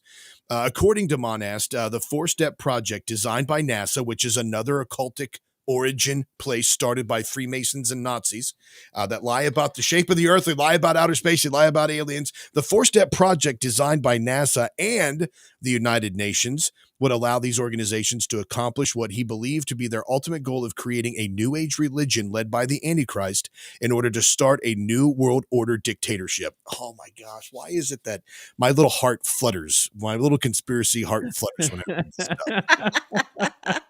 It's bad stuff, but it still flutters. It says here that NASA would implement Project Bluebeam, Monash believed, and with a system of advanced mind control as well as top secret technology in order to trick everyone into believing there'd been a second coming of sorts. Step 1 of the project would involve the manufacture of the artificially created earthquakes in strategic locations around the world. These earthquakes would, according to the conspirators' hoaxes, unearth artifacts indicating that the religious doctrines of all nations have been misunderstood for centuries, thus discrediting all religions. So essentially what it's saying is that because of these earthquakes, we would start finding things which would disprove the Bible. They would disprove Islam. They would disprove all of these other ones. I mean, the hardest one that they're going to have to disprove would be Mormonism. But they would say that these are false religions. And then as this laying the psychological ground step for telling people everything you've believed according to these documents or according to these revealed artifacts has all been just one major mind mess up. So once that's done, and once these mysterious unearthed projects have been unearthed, then it would upend everything humans know about themselves and the world.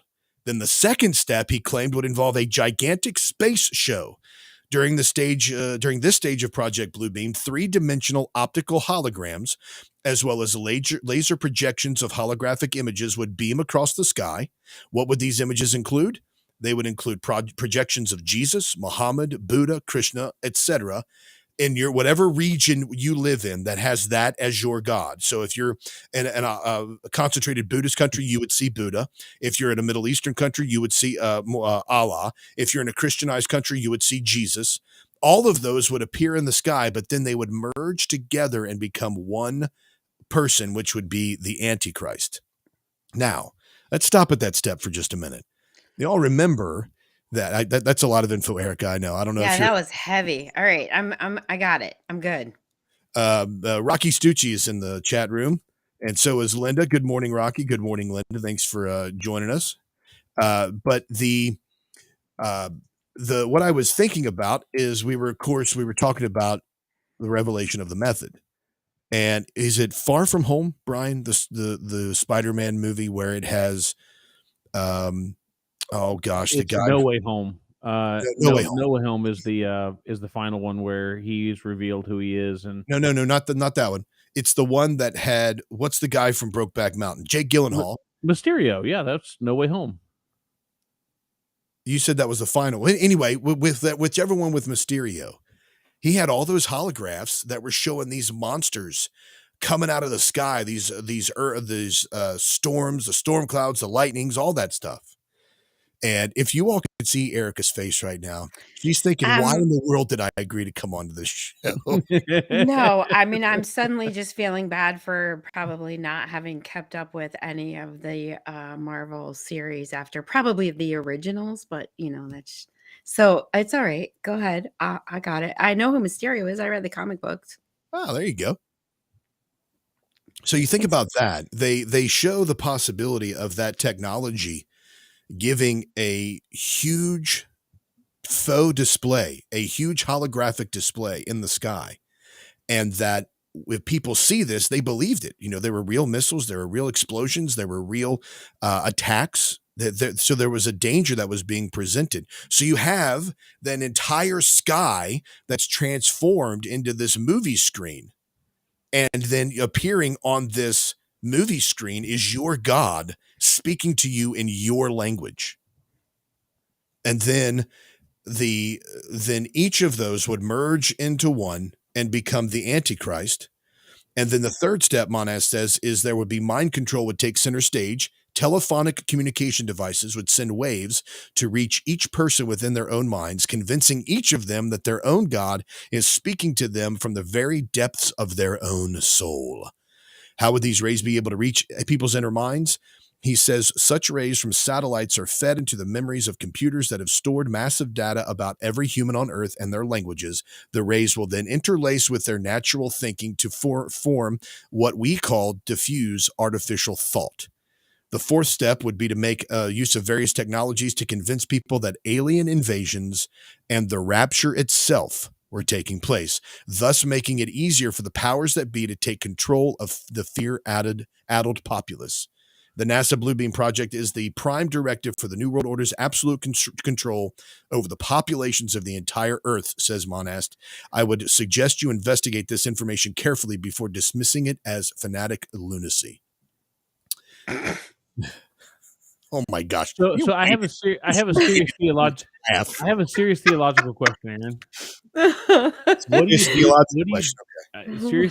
theological question. What do you do with the proponents that are like in the cessationist camp, where they don't believe in the God speaking to them type thing, or those that don't believe in the rapture or the return of Christ, the way that it has been projected by people like Tim LaHaye and Jerry Jenkins and that kind of thing? What do you? Obviously, they don't see that as an option. So you're assuming that everyone in the world buys into this second coming of Christ or the rapture of Christ or whatever. From a Christian perspective, I would imagine that there's probably deviations in that in the other religions as well. I don't think it matters. I think whether you buy into it or not, the catalyst is the same. Right? It's just it's seeing is believing then at that point. Right. You're still either seeing is believing or you're disproving it to the other side. You're going to get both. Okay. So I can't speak to how this would impact individuals and their individual theology. When you're faced with something that appears to be 100% legit, and you're having your senses are being overloaded, you have gods appearing before you, or the smoke, the mirrors, all of the sounds, all of the potential of an actual God appearing to you, and then you hear that person talk. I mean, that could mess up with a lot of people's theology, but you're not looking for those small holdouts that say this is all bullcrap. You're not looking for the guys like me that say this is Project Bluebeam. I don't buy it. You're looking for mass conversion. You're looking for mass amounts of people that are going to believe that what they're seeing is the rapture or the second coming of Jesus happening in front of them, or Muhammad or Buddha, because we already know that's possible. Look at what you can get the entire world to do. You can shut down the whole planet over fear. Easily you could do this. This is easy. Absolutely. Absolutely. And you can do it with television. Yes. Television. You can make it seem in television like there's a war going on in some small foreign country being attacked by an aggressive country. And people will believe you. Billions of dollars there. You can make people think that China is burning coronavirus patients in the streets. And people will still believe you. Can post a video. Flat screen. You can post a video on TikTok of your Ring doorbell recording an alien, and apparently people are going to go on by the thousands in the comments about what an amazing video this is. You keep talking about. I'm gonna send it to you because it literally is like they took. Oh, it's so don't get me started on how pathetic this is, because it's really so sad that people would believe that this is happening. Right? Alien in the outback of Australia. I caught it on my Ring doorbell. Shut up. No, you didn't.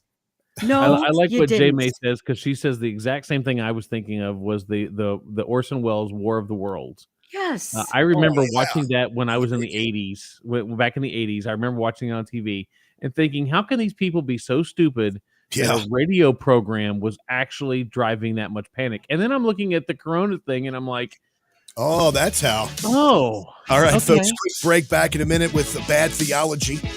And we'll be talking to you and playing your sound offs. Keep it locked in right here on The Breakdown, Mojo 50 and Crusade Channel. Live radio the way it should be on CrusadeChannel.com.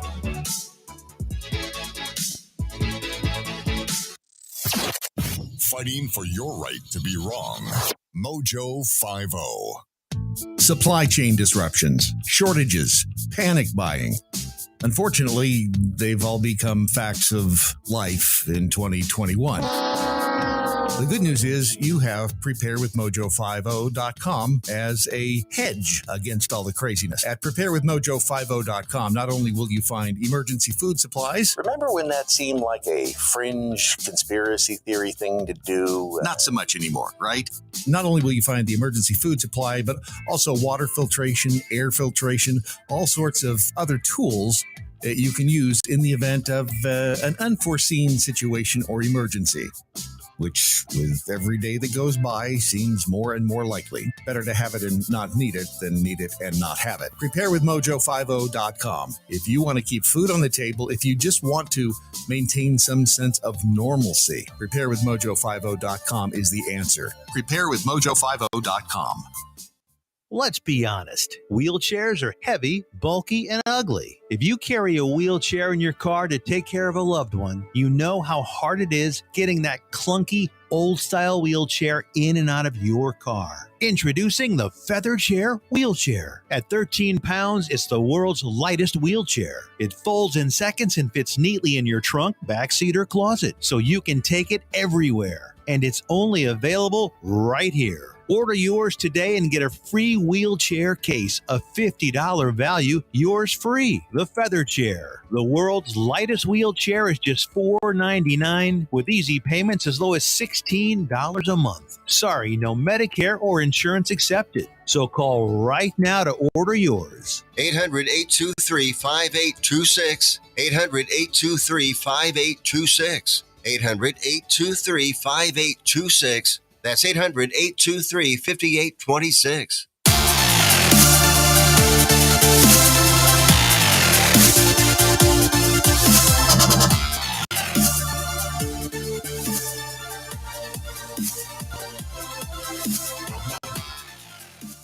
Welcome back to the Breakdown, folks. Thanks for staying with us. We got a lively chat going on over in the chat room today over on YouTube, Facebook, and Facebook. If you want to head on over there and leave your chat, you can as well. Kinsey's helping me out today, man. Brian, he posted here. I don't know if this. Okay, he may be correcting me. I'm not sure, but Kinsey says that Spider-Man Mysterio is Far From Home. He's right. He's right. Different multiverse worlds is No Way Home. Right. You're absolutely right. Okay, so I couldn't remember this. I always get them because they have the I got them confused too. You're absolutely right though. Yeah. Okay. And but let's see here. Oh, Erica made a comment there in the chat. Maybe Erica wants to share that comment with us live on air.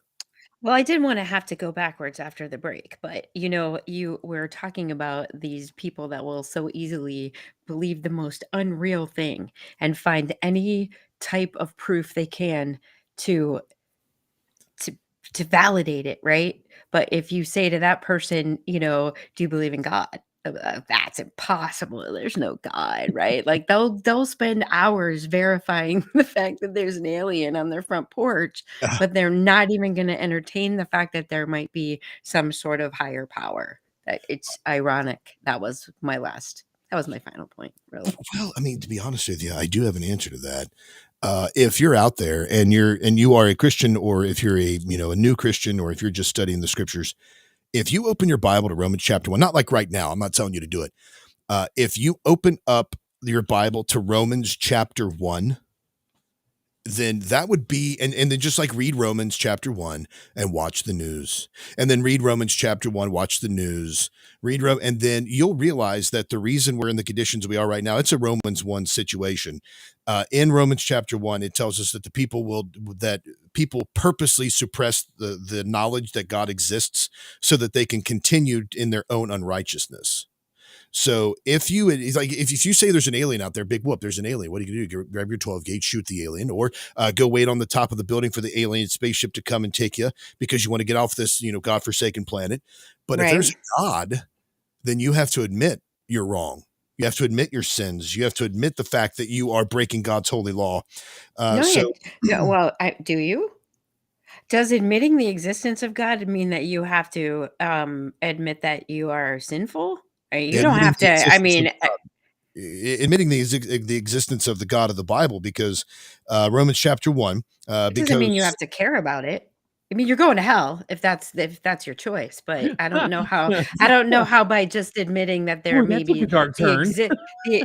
no, I just mean like if you would say, yeah, there's a God, but I don't believe in hell. I don't like if that's your choice at that point, then you can still choose that, not to. Did I you just guess say you well, don't believe in hell? Like you personally don't believe in hell? Is that no, what you I'm saying no. I'm saying just by admitting that the existence or that there might be a God doesn't necessarily mean that you have to admit that you're sinful, right? Because you may or may not subscribe to that whole belief system the same way you may or not believe in aliens, or you may or may not believe in the conspiracy theories. In that same way, are you then you don't I mean, I do because I'm Christian. That's already what I think, but that's kind of automatic for me, right? Well, the Romans chapter 1 says, and starting in verse, I mean, the whole chapter, but starting in verse 21, because that when they knew God, they glorified him not as God, neither were thankful, but became vain in their imaginations, and their foolish heart was darkened. Professing themselves to be wise, they became fools, and changed the glory of the uncorruptible God into an image made like to corruptible man, into birds and four-footed beasts and creeping things. Wherefore God also gave them up to uncleanness through the lust of their own hearts, to dishonor their own bodies between themselves, who changed the truth of God into a lie, and worshipped and served the creature more than the creator.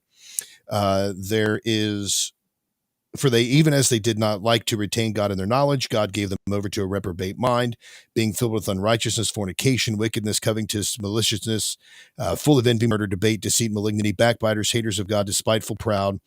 There's one passage where it says, I thought I was hitting it, I apologize, where it talks about suppressing the truth and unrighteousness. For the wrath of God is revealed from heaven against all ungodliness and unrighteousness of men who hold the truth in unrighteousness, because that which may be known of God is manifest in them, and for God hath shewed it unto them. So they purposely suppress the truth and unrighteousness, That's in and Romans then 1, yeah. yeah, and then by acknowledging that the God of the Bible exists, now they have to acknowledge their personal responsibility and ensure that they are, in fact, going to be held liable for their sins. Even if they don't accept responsibility, even if they don't believe it, Right. they're still going to be punished. Well, you know So what? it's in self-preservation, you would rather just not, you just don't, in order to not have to. Okay. One All of my right. favorite interviews was with Richard Dawkins, and I don't remember who was actually doing the interview, but Richard Dawkins, for those of you who don't know, is a militant atheist, and he was talking about creation, and he was talking about all of the different evolutionary theories and things like that. And the interviewer just kept drilling down and drilling down and drilling down and drilling down to the point where he literally, Richard Dawkins actually stated that Earth and creation in general could be done by an intelligent design, but it was by aliens. And literally he went from the point of you can't go any further extreme than saying that, that creation was started and that it is intelligent design. You have to say that it's intelligent design, but we're going to refuse to say it's God. We have to say it's little green men. And even the interviewer said, "You mean like little green men?" He's like, "Possibly, yes." And it's incredible to think that people will default to that over saying that God, because we have a document that says God, created everything. It's amazing that people will default that. But again, just like Aaron said, they default to that because if you admit to there being God, if you admit to God in control, God creating everything, then at some point in time, you're recognizing who God is, whether you agree to your sinful state or not. You're at least identifying or putting some kind of validity on the fact that there's this God character, and even if I don't respect him, his nature obviously puts me in a situation where I'm either eternally damned or I'm going to be eternally righteous. There's one way or the other. You can't have both, right? So I think it's kind of interesting that people are the absurdity people will go to avoid the responsibility of their own condition. Amen. And you can sound off on that as well. BreakDRadio.com. Click on the mic in the bottom right-hand corner. We have some great comments over in the over in the chat room, the Crusader Stadium chat room here. And that is from Aja Konis talking about the specific discussion about sin is more for religion. You know what? That would be great if you could leave that as a sound off, because I'd like to hear you say that and then us respond to it if you'd like to do that. But we're going to move on here to our bad theology segment, folks. That's right. And oh, is it going to be a good one?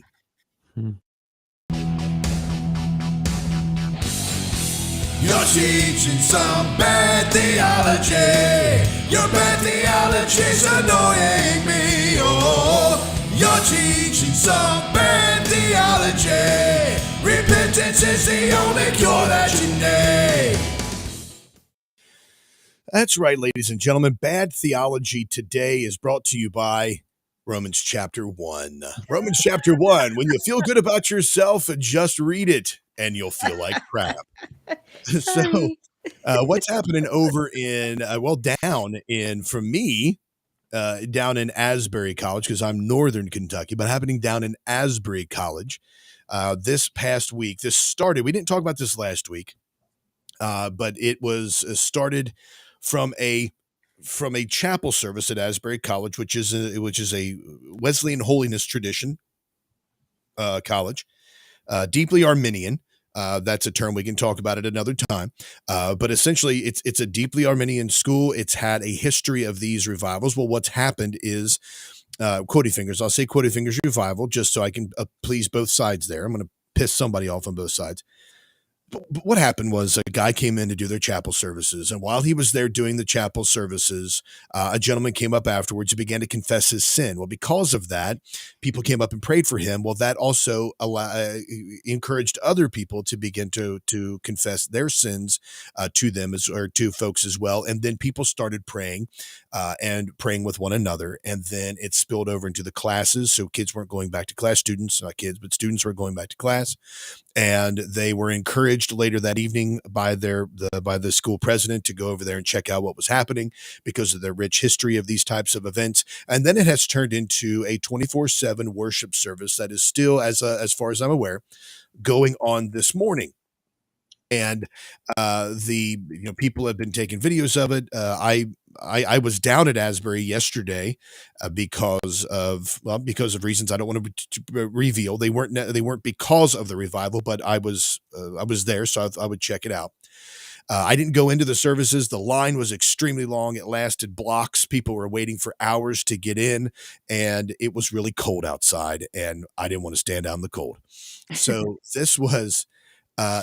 So all of this is going on. Well, because of this, many people have begun getting quite angry and quite upset because you have folks that are completely condemning the quoty fingers revival that's happening down there. And then you have people that's saying that it's not happening. They're discrediting it. The second group of people, the other group of people, are saying that this is absolutely a move of God. It's absolutely a revival. It's absolutely happening. So my bad theology award, so to speak, is going to go to both sides of the extreme here. Those who are saying it's not a move of God, it's satanic, and those who are saying that it is a move of God, it's absolutely 100% legit. I believe that right now what we need is a little bit more, not skepticism, but caution, maybe a little bit more examination of what's happening down there before we start crying out that this is a quoty fingers revival that's reshaping the nation or going to be reshaping the culture. I take that, as a matter of fact, from Acts chapter 5. And I bring up Acts chapter 5 as I'm looking forward in my Bible here. It's in Acts. Romans 1, to go back to Acts, and then we go, and then we're almost there. These pages are huge on this Bible. Acts chapter 5. So Peter, James, and John had been arrested, and they were standing before the council. They were about to be beaten by the council, and a person stood up by the name of Gamaliel, who was very highly respected among everybody in the Sanhedrin and those in the nation. And it said here, hold on just a second. I'm trying to find the exact passage. I know where it is. It's right here. Where did it go, Brian? What verse am I going to? I'm totally prepared. Wow, I see how you asked Brian. Like God, no, please Oh. don't ask me. Don't ask me. Wow. Please Now don't you're ask going to me. have to ask, hey, So- where's going there, Erica? Which verse Then- was you trying to get to? So Peter was preaching to the council, and they were about to beat him. And then I found it, by the way. Thanks for all your help, y'all. Then stood there up one in the council, a Pharisee named Gamaliel, a doctor of the law, had in reputation among all the people, and commanded to put the apostles forth a little space. So he told them to give us some room, let us talk. And he said unto them, Ye men of Israel, take heed to yourselves what ye intend to do as touching these men.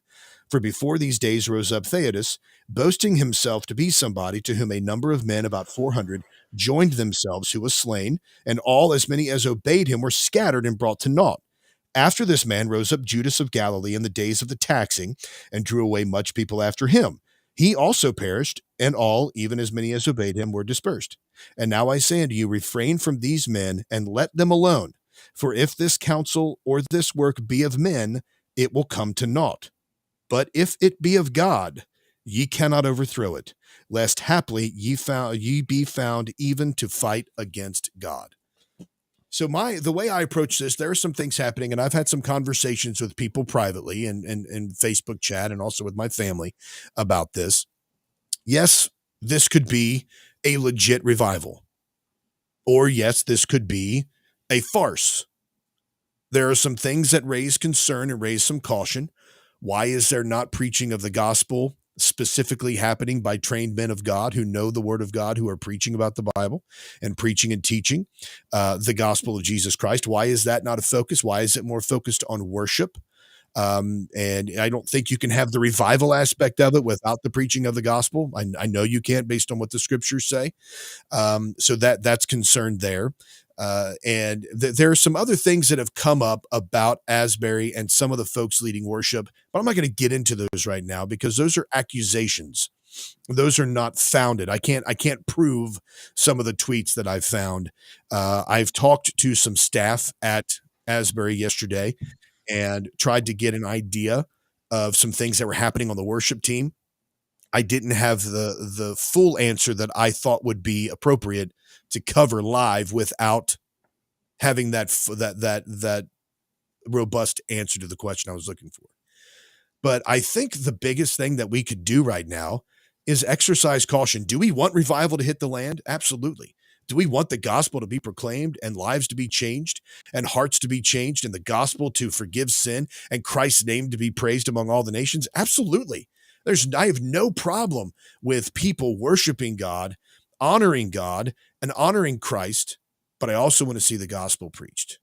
And on the other side of that, we have to be very careful what we embrace and the Bible talks about laying your hands on folks hastily, talking about praying for them or ordaining them into ministry. This should be the exact same caution. We should be careful not to say that this isn't a move of God until we have a little bit more testimony about the fruits of this. And those people who are doing that are afraid they're going to miss out on something, and I totally get it. But you can still participate timidly without being thrown into it 100% and acting as though this is a 100% move of God and that it is going to bring about a revival to the nation. You know, I have a very similar take on that, Aaron. I'm like you. I'm very cautious to say it is or isn't. I remember other revivals, and in one of the chat groups I'm in, I even made this assessment. Why is all of a sudden Asbury getting all of this attention when nobody thought about the Toronto Blessing or the Brownsville Revival or Azusa Street? Or, why are we now looking at Asbury? And then the other point that I wanted to make was, I'm like you also, is if this is of God, it will remain. If it's not, it will be exposed. It always is. I just cannot believe, there's so many people that are being so critical of this. And I'm like you. On one side of the aisle, there's people that are like hypercritical of it, and oh my gosh, this is just a bunch of emotional garbage, da da da da da. And then you got people on the other side of the aisle who are like, nothing can be wrong with this. This is perfect. This is totally the outpouring of God, and it's being duplicated in all these different other college. I think the last report was like 26 other colleges now are saying that it's happening on their college campuses, and it's like, so you're going in different directions. One guy even asked, do we need to actually go to Asbury to experience this? And I kept thinking to myself, if God is omniscient and omnipresent, which he is, or I should say, since he is omniscient and omnipresent, why is his presence limited to Asbury or to these other schools where this outpouring might be taking place? And I tend to agree that it's a position of the heart, not necessarily the physical position of the body, as to when you experience this. So if we're looking at what the revival is, let's look at the substance of the revival. If in fact the substance of the revival started because of repentance, I believe that's a very great foundation for revival. I think that's how God calls us to repentance, right? Everything about a revival that's ever broken out that has been legit in revival has started with a contrite heart and a broken spirit of, I'm a sinner, God forgive me. Okay. Well, if this is, you made a really great point there, by the way. And that I never, everybody always wants to try to get to ground zero. They want to try to get, because they think, and there's this teaching and I'm not, this is not bashing Pentecostals and not bashing charismatics. There is a teaching that God's presence is tangible, that you can, that was my point. Yep. You would need to go someplace, and then you would be charged up like you would a car battery, and then you would take this tangible anointing back to your church, and then you would spread that out amongst your people. But if God is sovereign, and I say if because I'm just asking a question, we know God is sovereign. Since God is sovereign, why aren't churches, and they might be doing this, just go to your church, open up the doors, start worshiping God and preaching the gospel? That was my point from the beginning. Exactly. You don't need to have some, and what's happening now with this, and this is great news. I'm not at all doubting this whatsoever. Again, the reason that this is in the bad theology segment is because the bad theology on both extremes that I'm covering. Cedarville University, which is a Christian university up in Cincinnati, or up in Ohio, is experiencing what they're calling a quoted fingers outpouring of the Lord on their campus. They're saying that it's a special outpouring of the presence and sensing of the presence of the Lord.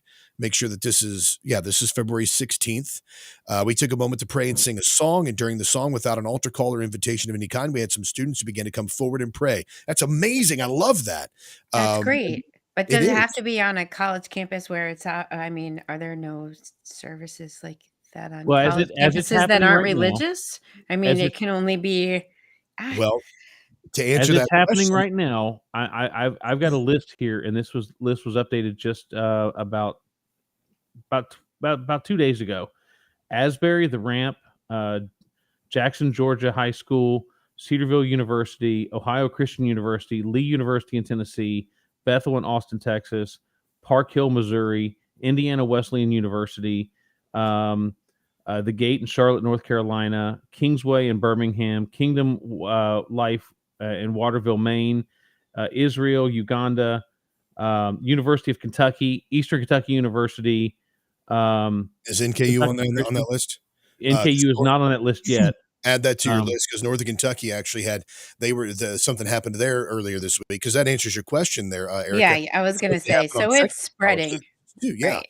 Okay. And they had 15 baptisms just in one day at Northern. I know that. And I'm not going to lie to you guys. We talked about this just before the show. My annoyance with all of the people that are trying to, they're being overly critical or they're being overly accepting. I heard rumor that Todd Bentley was headed to Asbury College or Asbury University or whatever the theological seminary. He was headed to their location of their chapel service because he wanted to be in on it. And somebody asked, well, what's the big deal with Todd Bentley? Well, Todd Bentley has been proven multiple times to be outside of the Christian orthodoxy. Orthodoxy, exactly. World on his beliefs, exactly. I mean, people would even go as far as calling him, a false teacher. But then you've got other people. I heard that Kenneth Copeland supposedly sent people up to Asbury. Again, I don't think that's how it works. Well, Well, if just you because follow what they're trying Aaron to was, go also doesn't discredit that, which a lot of agreed, people are doing that. They're saying, oh, well, Todd Bentley's going. Well, just investigate. Todd Bentley, he's a liar and a hack. He tweeted right? out the other day by saying, I'm booked to go to Asbury. And at that point, I slammed the brakes. I was like, hold on just a second. When you say booked, do you mean booked as in somebody there officially asked you to go? Or do you mean booked as though you've booked your own A trip, trip? right? Like Yeah. you're going down there. I don't buy that any one individual should give something like that validity. Yeah, and that was one of the things I actually I found out. He this is how he's a deceiver. He was not booked to go there. He created his own trip, Right. and he was going there without being requested. I actually tweeted out. He probably saw it. He doesn't have that many followers. I told him, I was like, the best thing you can do if you care about children, you care about the glory of Christ, is to stay as far away Yes. from Yes. Asbury as possible, because all he does is discredit it. And people have used that. It's like, see, this is a false revival because Todd Bentley is booked. No, if you do a little bit of research, idiot, you'll see that he's a liar and you can't believe anything that he says. But Aaron, that was the point of him using that vernacular, was that I'm Exactly. booked. He wanted to give, and he was trying to latch on to. Look, so I went to a large church one time, and I've been in a Christian most of my life. We've talked about this before. Went to a large church one time, and this church, before I could accept membership, they wanted me to go through a new member class, and I said, "Wait a minute, why? You guys know me. Why do I have to go through a new member class?" And he said, "Here's the reason why." He said, "Because there are people who come to this church, even for a short period of time, just to say that they're associated with this church." And he said, if we don't have some kind of universal entrance criteria or universal entrance to, the church membership, we don't have any kind of church discipline that says, we don't believe that, that because you went through this class. Right. Yeah. So there's no like universal doctrine. And I think that's the problem that you run into with people like Bentley or Copeland or anybody else. These guys are all over the board. I mean, Bentley and Copeland are, I don't know if you call them in the same camp or not, but they're on different false teachers, liars, and hacks. Yeah, I put them in the same I wasn't going to say They're that. all But in that same camp. you know what I'm Flaming talking about. heretics that will split hell wide open. Those two guys will. Okay, I'll so absolutely say that. But my point being is that these guys are not in the same camp, but yet they're still trying to latch on to this quote unquote experience or as Aaron said, this tangible place where for whatever reason they want to have the credibility of saying, well, I was part of that. Yeah. No, you can't be part of that. That started before you. That had nothing to do with you. Yeah. And again, that's why I was thinking more about the whole point of the location. The location is not important. It's the position of the heart that determines revival.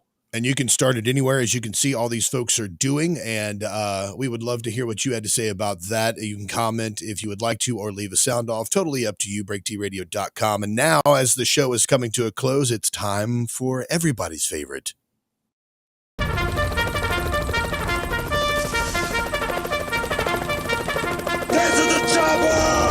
Whiskey Tango Foxtrot.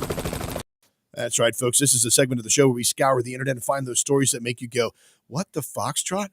So Canada this week has decided that if you don't accept Justin Trudeau's healthcare plan, his universal healthcare plan, that they're gonna not allow you to leave your city. What the Foxtrot with that? That's a nice little tyranny that's happening up there. He's actually threatening to cut healthcare completely to cities if they don't accept his one world government. It's the digital health ID. I'm sorry. If you refuse to accept that, what the Foxtrot? But not just that. Not only is that part of the tyrannical government that Justin Trudeau is, now, after they canceled booze, they're coming for your coffee, folks. Canada is saying that after the country's health officials released new guidance that having over 2 drinks a week can be a health detriment, new research from the University of Toronto says heavy coffee consumption is cause for concern as well. These findings suggest that heavy coffee intake is associated with increases in the risk of kidney dysfunction among slow metabolizers of caffeine, who genetically compromise approximately half the population. We made a discovery. Yeah. Metabolize this, Trudeau.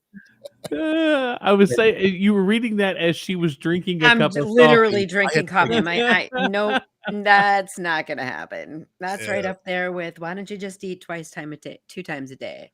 Oh my gosh. Oh I'll my tell you what you gosh. can do. Not on this network, but I'll tell you what you can do. Yeah. What the Where's that? fuck? Where's that beep, Also, Aaron? Where's that beep? Where's that beep? yeah. Oh, Also, I'm Joy Behar decides this might be more of a what the Joy Behar gives her sex tips on The View, telling people to watch a porn movie and have a martini. I'm sorry, but if anybody wants Oh to my engage God. with you, they're going to need I a hope- lot more than a martini, Joy. Oh I my bet she has plastic covered furniture. Oh my goodness gracious. All right, folks, that's it Oh. for us here today on The Breakdown. Thanks everybody for joining with us. Don't forget to share the show with everybody you know. And until next time, make Christ supremely valuable.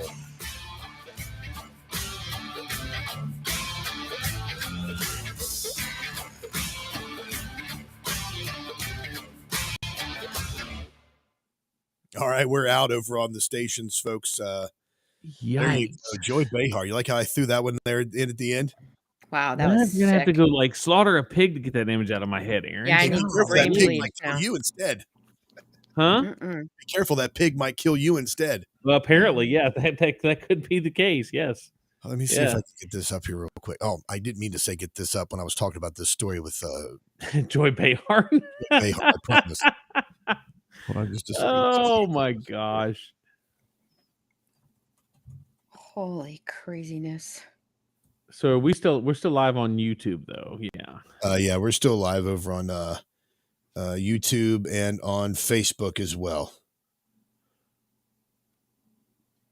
Oh my goodness. Oh, that's good to know because I didn't. Didn't know what. That we were still live. We're still live. Now you can let all the F-bombs go because we're not on any of No. the stations. No, we're Bryan, still. shut up, Not, man. come on, I didn't let any F bombs go. Pastor? It was a joke, Aaron. It was I know. a joke.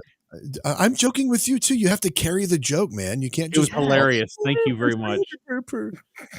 Brian's like the classic example of I could dish it out, but I can't take it. Oh boy. What? Oh man. What? See, you can't take it, Bryan. You just can't take it. You know what? Bite me, Erica. Ah, yes. There you go. All right. Oh man. Well, maybe I'll get a martini first. I'm telling you, like that she is vile. That woman is just, there's something just not right about her. Okay. I think she's one of those lizard people. Yep. Although I have to tell you, literally right before we went live, you said something about your beard hiding your lizard chin, and I was like, "We're 3, 2, 1, go." Yes, No. Exactly. Oh no! Oh God. Oh, Okay, man. I got this. So I'm over on Twitter right now for those who are still joining us who would like to get sex tips from Joy Behar. Oh, stop. I'll pull this up because I'm a glutton for punishment. Oh my God. Why won't it just let me, like, it doesn't play the video. This is what, gosh, it just bothers me so bad, and Fox News does this too. Whenever you go there, they'll be like, oh yeah, here's the story. But then the video that they have at the top of the story has absolutely nothing to do with the story. And I'm like, why don't you just play it? Why don't you just let me see the video I want to play? It's called clickbait. And unfortunately, they do it all the time, and it's so annoying. Don't mansplain to me. I know what clickbait is. I'm gonna start bringing a Bible to the live feed so I can follow along with Arian while he schools us. I'm like, okay, hold on. Like, well, I got to thinking when about you're like, if you could see Erica's face right now, I'm like, yeah, because you're literally, when you're saying in Romans chapter 1, I'm like, okay, the last time I literally have my Bible out following along in Romans chapter 1 was the one and only time I walked into a Baptist church, and I was like, am I allowed in here? Like, are you guys sure this is okay? I felt like I felt like I was in the Scarlet Letter. Like I have a C on my chest that says Catholic, and I'm walking into a Baptist church, and somehow everyone just knows. They can tell because you're. I mean, try walking into a Pentecostal church; they'll be able to pick you out in a heartbeat. I know, right? Well, I mean, everything about me would tell them that. I would need much more instruction before trying to just walk into that type of establishment. Yeah. I don't know why I'm having trouble finding this here, but You would be okay at my church, Erica. Oh gosh. You would be okay at my church, Erica. You're so nice, Erica. No, okay, that statement does not happen about me often. Here's this while I'm looking for the Joy Behar one. I was going to put this on the Whiskey Tango as well, but I ran out of time because I saw the Joy Behar story. This guy right here, you're going to love this for anybody who's still watching. I'm a trophy husband with 3 wives. They work while I stay home. Right there. It says here that I'm not even to talk about the fact that there's interracial relationships there. That's a trophy husband? I think they can do better. Wait just a second. Why did you pick that out, Bryan? Why didn't you automatically go to polygamy and adultery rather than the fact that it was because that was already implied in the name of having three wives. But you said I'm not even going to talk about. Well, there's a reason for that because it's kind of a stereotype. It's kind of a stereotype that black gentlemen got a thing for big white girls. I'm just saying. I did not see that coming. I'm just saying. That's kind of a thing. God, this is great right now. Oh my God, Becky. Okay, this is fantastic. I love that that's where you went. You know what? These after show things with Bryan sometimes where he's like the official show is over. Now I could be now I can get down with the real I can dirt. just I'm just gonna explode of everything I wanted to say. Bryan, you're like that uncle at the family reunions where people are like, all right, I know Uncle Bryan said that, but look, but just it was Uncle Bryan. I mean, if you want to go racial with it, how is that not slavery? Oh, wow. You have 3 owners, bitch. Oh my gosh. Right? Would he be the owner if he wasn't working? Well, what's he doing? Cleaning, cooking? Oh man. Now Allison says, here we go. Let's throw this chat up here. Allison says, so now you've personally insulted the weight of the white women. Oh, Right. geez. Grab your shovel. No. That was not an insult against them. It was an insult against the situation. He totally went there, Allison. He totally went there. And she called you. Okay, so I'm going to ask you a question. Uh-oh. I'm going to ask you a question. Look at the image and tell me what you see. I see one women and one man. Black guy. Well, no, with start over. Three very pleasantly plump white women. I mean, I'm a little confused as to. I cannot believe you just said pleasantly plump. Like that's what do better you want to say? than what you said the first time. But what I find more intriguing is that is that a trophy? Well, there's that too. I mean, I don't know, ladies. I don't know. The ladies are going to have to tell me. I'm not going to be a judge on that guy, whether or not he's good looking or not good looking.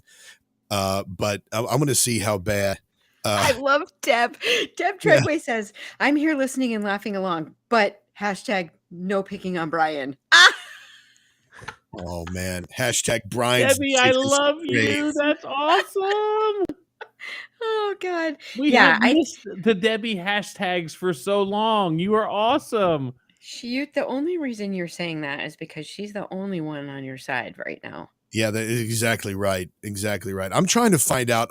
I'm trying to find a picture. I don't think the weight plays into this. Yeah, I didn't see their weight either. I just saw like why. And really, that's your choice. I mean, you couldn't have. All right, ladies, listen. You could all have your own guy and afford to be roommates and pay for somebody to come cook and clean the house. I don't know. Like, maybe I just don't see it. I don't get it.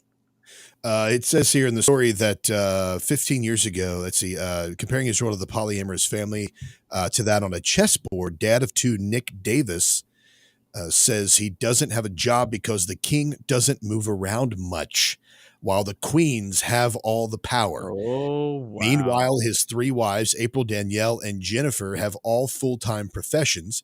Nick met his first wife, April, at university 15 years ago when they were welcomed Jennifer into their marriage 9 years later. How do you have that conversation with your wife? She has that with you. That's how that happened. Yeah, because there's no way. I mean, first off, not that I want this, but how would you broach that conversation? Like, hey, I found another woman I think I want to add to the mix. I mean, No, I feel no. I feel like that is a conversation that doesn't just come up some point after you're already married. That's a proclivity that you both already have. That has to be, it's probably something you already know about each other or has happened in your relationship before. And now you're just saying, I'm going to bring up making it a permanent part. And that's where you might run into an issue. But no way that just comes up as something after you're married and it is incorporated. I'm going to say that's a 1 in a million shot.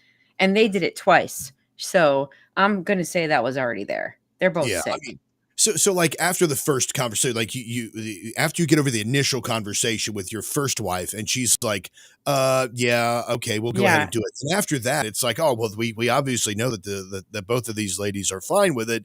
So now we can introduce a third if we want to. Where do you stop with that? It doesn't really even say a lot about you that she's willing to share. Like, you must really not be all that, because if you were, she wouldn't want to share. Oh my goodness gracious. It gets a little graphic here going on into the story. So, okay, here we go. It says, in fact, it was April who introduced her 39-year-old husband to 25-year-old Jennifer, who was 19 at the time, thinking she would be a good fit for their family. It just became evident to me that she was a great person. There was a lot of high intellect in that big brain of hers, and I knew that Nick would find her attractive. He Big explained brain. Yeah, that's what the big was. What's that? Big brain. Wow. That's what it was. I feel like I need to go oh my gosh. Well, I mean, like I didn't read the other stuff. That was I need to ram the Q-tip all the way through my ears. What the Brian's having aneurysm. Brian's can't handle this. What is up with it? Just oh my gosh. What are we doing here?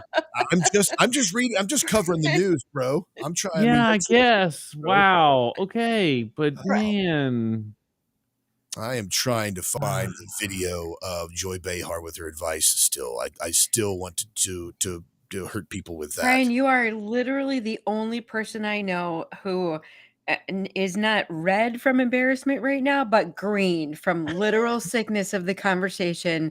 Like, you're just about to vomit. Like, I can't even tell. It's not like you're embarrassed. You're just like, this is just disgusting. And I'm not talking about it. The thing about it is, guys, this used to be taboo. We used to do this stuff behind closed doors. And now everything is out in the open. I mean, every delusion, every perversion, every deviation from normal society has to not only be out on display, but it has to be up in everybody's face so that everybody sees it, and you have to celebrate it or you're an immoral person. No, I fight that. I'm sorry. I'm as much on the train that is not the track I'm going down as you are. Right? I might have a little easier time talking about it and making fun of it because I am not as righteous as you are in your daily life. But yeah, it's disgusting. It's not normal. It's not normal. It's okay. It's okay that you're green. It honestly pains my spirit to know that this kind of garbage is so prevalent that I mean, I don't know. Look, all I can tell you is as many people as you hear out there making all the noise because they're allowed to be seen and heard, there are people out there, I would venture to say, some of them, Brian's children, Aaron's girls, my children, and there are millions. Brian doesn't have any children that he's aware of. Okay, well, I'm just saying. Right. Do that.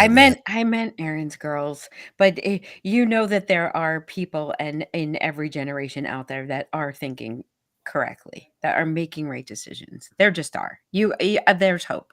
right? And I think the majority of people are making good decisions. But again, Yes, you're just not going to hear it because that doesn't help their cause. it doesn't help their Yeah. cause. And the thing is that you've got this group, you've got, again, every perversion, every deviation is they feel obliged to be on Front Street in everybody's face. They feel like they have to do that because They that's the feel only like way they they can have the get right to. That's that. the difference. Well, they feel like that's the only way they can get validation. Of Is if course. you, as a conservative, as a Christian, have to are being forced to agree that what we're doing is okay, then there's validation in that, and there's not. That's the same point that Aaron was making earlier, right? Yes, it is. Where you if you acknowledge it, then God, that I'm gonna have so much food for thought on that one later. Thank you, by the way, Aaron, for What was it? What was the statement that I made? where you were talking about the reason that there can so easily buy into the craziest theories and the most conspiratorial rabbit holes and not then even entertain the existence of God, because then they would have to be responsible. I mean, I didn't consider it. So now I have to consider it from that perspective because that's probably really hugely buys into it. That's a whole nother path for me to go down in my own head. But you're talking about the same thing, Yeah. Bryan. Yep. That's the same thing, right? Like Right. if they're not shoving it down your face and forcing you to do it or admitting that there may be another side to the argument, then they have to admit that maybe they're not correct.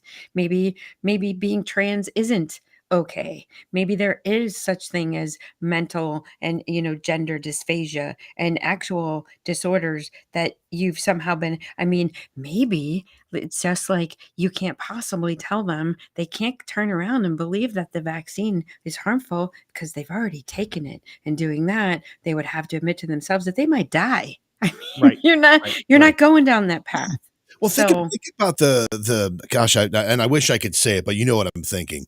Yeah. Think about the intellectual unwanted intercourse that occurs when you have to look at your worldview, everything you've constructed, and you're being shown that what you believe is demonstrably false. Think about your entire worldview at that point begins to crumble. I don't have to think about it. I've actually been doing that for probably like the last 7 years, right? I mean, like how do you even equate that? And then not only do you have to go through that process and relearn almost everything that you thought was normal, you then still have to have family members, other people who you value, who you trust, who you've known all your life. And when they're like, "Oh, what are you talking about? That's flawed." Then you're like, "Wait, what's wrong with you?" Like, Yeah. yeah. I mean, it's really difficult. It's a really difficult process. It is. I mean, it's happened to me 3 times in my life. One I'm going through right now. The first one was when I grew up in a specific denomination. I grew up Pentecostal. Somebody actually from the chat room over at Crusader Stadium, the Crusade channel, wanted me to do a show on that, which would be great. I mean, for him probably, but it's a discussion about how I grew up Pentecostal and then my theology shifted, and it was a complete, almost 300, well, not 360, 180 degree turn on the current theology that I had been raised with, what I'd heard my entire life.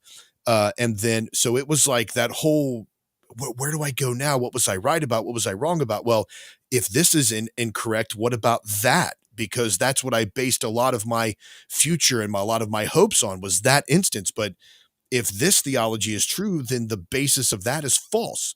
So Yeah. it was just, it really messed me up. The other one was, And we were talking about what your brain can understand, right? Like that's how we started the show, talking about how your brain will only allow you to process what you can conceptually process. Yeah. Well, imagine the implosion that it would have if you were like, wait, everything I know is wrong. What do you do with all the data? What do you do? Like the brain can't actually do that on a level of without, okay, you have to be able to at some point, here's you. And you got to be able to go here and say, okay, everything here, we're going to redo that. And it's almost like looking at yourself from outside yourself, having an out of Eric, brain experience. What you guys are talking about there, I think all humans go through a point where they have to kind of deconstruct certain paths or certain They either do or they don't. If you Well, right. don't, then you are then Well, there let me then there you rephrase that are. statement then. I think all of us are presented with an opportunity to deconstruct those paths. I know Right. I went through a time like that, probably, close to 20 years ago, where I was an event happened in my life that made me stop and think, wow, where am I, and what, you know, where am I and how did I get here, and why am I here, right? And Yeah. then so I started having to go back, and this is why, and I take heat from this from a lot of my Pentecostal and charismatic brothers and sisters, but I started focusing on exactly what the Bible says, not so much what tradition or what I've been taught says. And sometimes that conflicts with what you think you already know, right? And so you have to go, and I literally had to make a statement to myself, and I had to repeat this statement multiple times. The Bible is perfect. The Bible's right. If the Bible's right, then anything that deviates from that has to be wrong. And so when you finally kind of convince yourself that you've got a true source, in this case the Bible, then you throw away experiences, you throw away feelings, you throw away traditions, and you start going back to what your true source is. And one of the things that I struggled with the most, like Aaron said, there's been a couple of times when there's been issues come up in my life where I've had to go back and say, well, this is what I think, or at least this is what I used to think. Now I'm not so sure what I think. Yeah. Because I'm struggling with this filter of, this is what I'm reading, this is what I believe to be true, but it doesn't match up with what I think I already know. Yeah, and that so we should be able to, a lot of people, especially those like the other instance in my life was in 2006, Christmas Eve 2006, where I was watching 9/11 mysteries, and all of that became more real to me. And then I started down the rabbit hole of conspiracy theories, Oklahoma City, 9/11, false flag events, the Gulf of Tonkin, the First World Trade Center bombing, all of that. Every bit of it really kind of started unraveling. You pull at that yarn string, pull that string, and everything starts to fall apart. That's where that's where people are affected. And Isaac Konis over in the chat room at Crusader Stadium, he said everything, when you find out everything you knew was only partially true or incomplete, and that was part of that. Yeah. I You know, mean, where do you go with that? You have to imagine that you all of a sudden are sitting in a situation where you're looking around going, I don't know what to believe. I don't know if what I exactly. see is right. I don't know if what I hear is right. I don't know if what I read is right. And you think, and so think about it, because we've all three experienced that. There's all kinds of people in the chat room that's watching on YouTube and Facebook still, and over on the Crusade channel, and listening on wherever else they're listening, podcasts and whatnot, that are either have gone through it or they're going through it right now. And it's almost like, I don't want to sound like I'm some kind of guru. I'm not, but it's almost like, hey, I know where you're going. I know where you're coming from. I know what you're going through. These are the phases you're going to go through. You're going to go through anger. You're going to go through grief. You're going to go through. I mean, it's almost like you're mourning over the loss of another life, because up until the point where you were awakened, your entire life was walking around in a haze, and that's true of conversion as well. Yeah, you Before, can include bitterness and anger in those yeah, steps as well, because you're going to be angry with people who either don't Who let you go down now, that path? Yeah. yeah, and then you're going to be bitter about the people that won't hear you or yeah. listen to you. Um, yeah, not That fun. cage stage, they call it, the cage stage, where you learn that everything that's been told to you, not everything, but let's say just a huge portion of what you've been told is a lie. And you're going, why are you so stupid? You don't see this either. Well, you were stupid. I was stupid for the first, 25 years of my life, 28 years of my life, however old I was in 2006.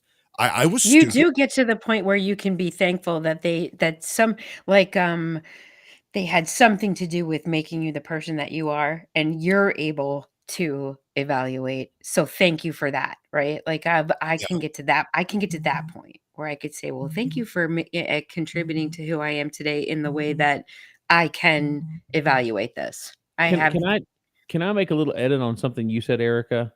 Sure.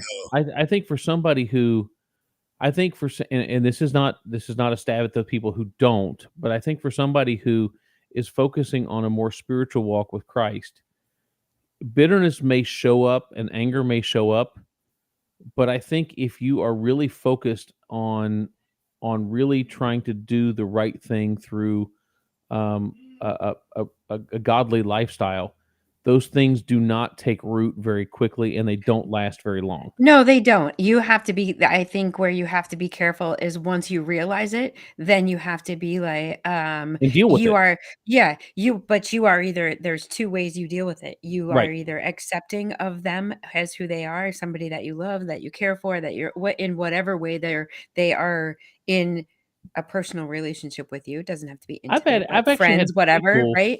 But you have to go that route. You can't go the route of accepting by pity. You Right. can't just all of a sudden pity them or be like, well, okay, I guess I'm not gonna be able to help you. So therefore, there you are. And our existence is limited to here's the level that we've reached, and that's our maximum. I've got I a don't I've think got a that's a good path. I've got a video clip that I saved off of Facebook once, Aaron, and it's got and I cannot remember the young lady's name. Um, she's a anti-abortion activist, and she's in a room full of college students, and one of the ladies or one of the females in the room makes a statement. Well, I have a uterus, but I'm not a female, so what you're saying affects more than just females. And she stops and she says, "No, you are a female. You Yeah. have a uterus." And I thought it was so awesome because, and it's like what Erica was talking about a minute ago. I think it's important that we settle some things and we don't allow all of these things to be up for question. My mom used to make a statement years and years ago. She said that you're so open-minded, your brain's about to fall out. Yeah. And it sounds coy and it sounds almost, being, like a jerky comment. But that's really kind of where we're at, is if you can think it or you can imagine it, then it is your reality and it has to be correct. And anyone who changes that and anyone who challenges that now is your enemy. And it's, since when did facts become enemies? I had a conversation with somebody not too long ago and they said, "Don't tell me what the Bible says. I choose to believe what my church teaches instead." Yeah, How I dangerous mean, is that? that's crazy to me. Like, how do you make that leap? And then where you're saying, I mean, I don't know. Like, I look around the people that I do know that agree with me and still sit there every weekend in the pew and are tithing and are standing and kneeling and praying and recanting. And then an hour later, they're going to have a conversation with me where, like, yeah, no kidding, right? I'm like, Well, oh, but no, I can't. again, when you make a statement, and this still hurts my brain. But when you make a statement, I don't care what the Bible says, I'm going to go with what my church says. How is Where that does different that than? come from, though? Well, Like, how did you don't get bother me with there? the facts. I know what I know, and I like what I know. But your church Don't. had to tell you that, Well, sure. Well, right? I it's logic. mean, I mean, yeah, the trail you take is so logically flawed there. But what they're doing is they're putting a supreme authority over the Word of God at that point, Exactly. which is a Exactly. different conversation to have with somebody. And part of what I was saying previously, knowing that when you knowing that you can be taught something by a person that turns out to be completely false, knowing what that's like is a great experience for folks, because you can guide them through that. Be like, you know what? I used to believe exactly like you did. I used to think that so and so had all the legit answers and that was all that was true. But let me show you this. Let me point to the scriptures. We know how to have that conversation, but that closed-mindedness that comes, it's funny that, you could be so closed-minded like that. You don't realize the logical fallacy of your own argument. Does that make I sense? don't well, yes, and I don't have the ability to point to scripture in that way if I'm discussing it, right? But I can still say to that person like, "Hey, I used to be right where you are, and I don't have all the answers for you, but I can tell you that that's not where I am anymore. And here's Right. my experience," right? But I can't really the way you can point to, here's, I can't do that. but I can unfortunately, definitely say that I'm in a different place and you could be too. And unfortunately, I can't see what's in the Crusader channel, Aaron. But you made a comment. You said somebody made a comment about what you've been taught or what you believe is either inaccurate or incomplete. And I think a lot of where I started to, or what helped me grow, was that it wasn't number one. I don't think that anybody who taught me or anybody who was teaching me currently um, was doing so out of a malicious intent.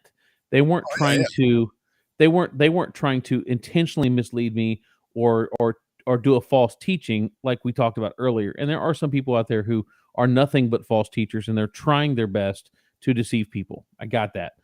I don't think the folks that I'm referring to or that I've had to question in my life have done that intentionally. So I think number one, that helped to get rid of the bitterness stage pretty quickly. It wasn't I was bitter at them. I just wanted more for them. You know, I almost had compassion on their incompleteness, so to speak. And then I also had to come to the clue that number one, and Aaron, this is a soundbite for all the ages, and Debbie, you might want to put a hashtag on this. I don't know oh it my all. God. Oh my gosh. Hold on, Erica. Don't say Oh anything. my. I'm going to need you to repeat that. I said, I don't know it all. That's all we need. The show is over. I mean, Deb, hashtag that right now. I would drop the mic, but Brian it's doesn't on an know arm, it so it all. doesn't, you know. But you know, that's the thing is I'm still learning, and everybody else should be willing to learn. And you know, we've got some people that are just completely happy where they are. Even if they're miserable, they're completely happy where they are, because causing them to challenge what they believe is an area or is something they don't want to do. And that's Yeah, scary. but I will tell you, I don't know when that changed, because when I was growing up, that's all we were taught. Question everything. Well, my dad taught Like me with that, my we parents taught me that. Yeah. Well, I yeah, think I it mean, changed. But it wasn't like, but my parents never came to me and looked me in the eye and said, question everything. It was no, just but it organic. was the way that we were taught, the way that we Yeah. learned things, the way Aaron, I that love what you they said. showed It was us. organic. Your dad Yeah, did it by example. Yeah, I mean, and yeah, there wasn't a question that you couldn't ask him. There wasn't a conversation he wouldn't have. There wasn't something where you made something. He's like, "You're stupid. That's wrong. This is what the church says." No, he Right. was like, "Well, let's explore that." And it was right. really My dad anything. is amazing at just doing it, having any conversation, by the way, because he will, right? Um, with questions. He just asks you a question. Yeah. And he'll ask you another question. And he's not telling you anything. He's not even giving you the answers. He's just asking questions. Right. And that you are thereby learning it yourself. Well, and I think Erica, you made a comment. You don't know when it changed. I think I do know when it changed. It was when the philosophy of education He doesn't know went from everything. He knows teaching this. people, huh? You don't know everything, but you know this. No, I said I think I know this, but I even don't if I know don't, everything, but everything I know all about. well, Right. I know exactly, 100% about everything I exactly. know. But I think when the philosophy of education changed from teaching people how to do critical thinking to more of an indoctrinational standpoint, where we're not going to tell you how to think, we're going to tell you what to think. I know, but I mean, well, you're correct, because we are now at the point where there are arguments for people who are saying that math is racist and 2 plus 2 may exactly equal 5. Whoever said it equals 4. Who decided Exactly. that? Exactly. So you are correct. I mean, the fact that you are, I mean, I literally think we should go Wait, back to that's another one room. hashtag, Debbie. Brian is correct. Make sure you get that one. And that was Erica. Erica said Yeah. Brian is correct. That's a great hashtag. So a couple comments here from the Crusader Stadium.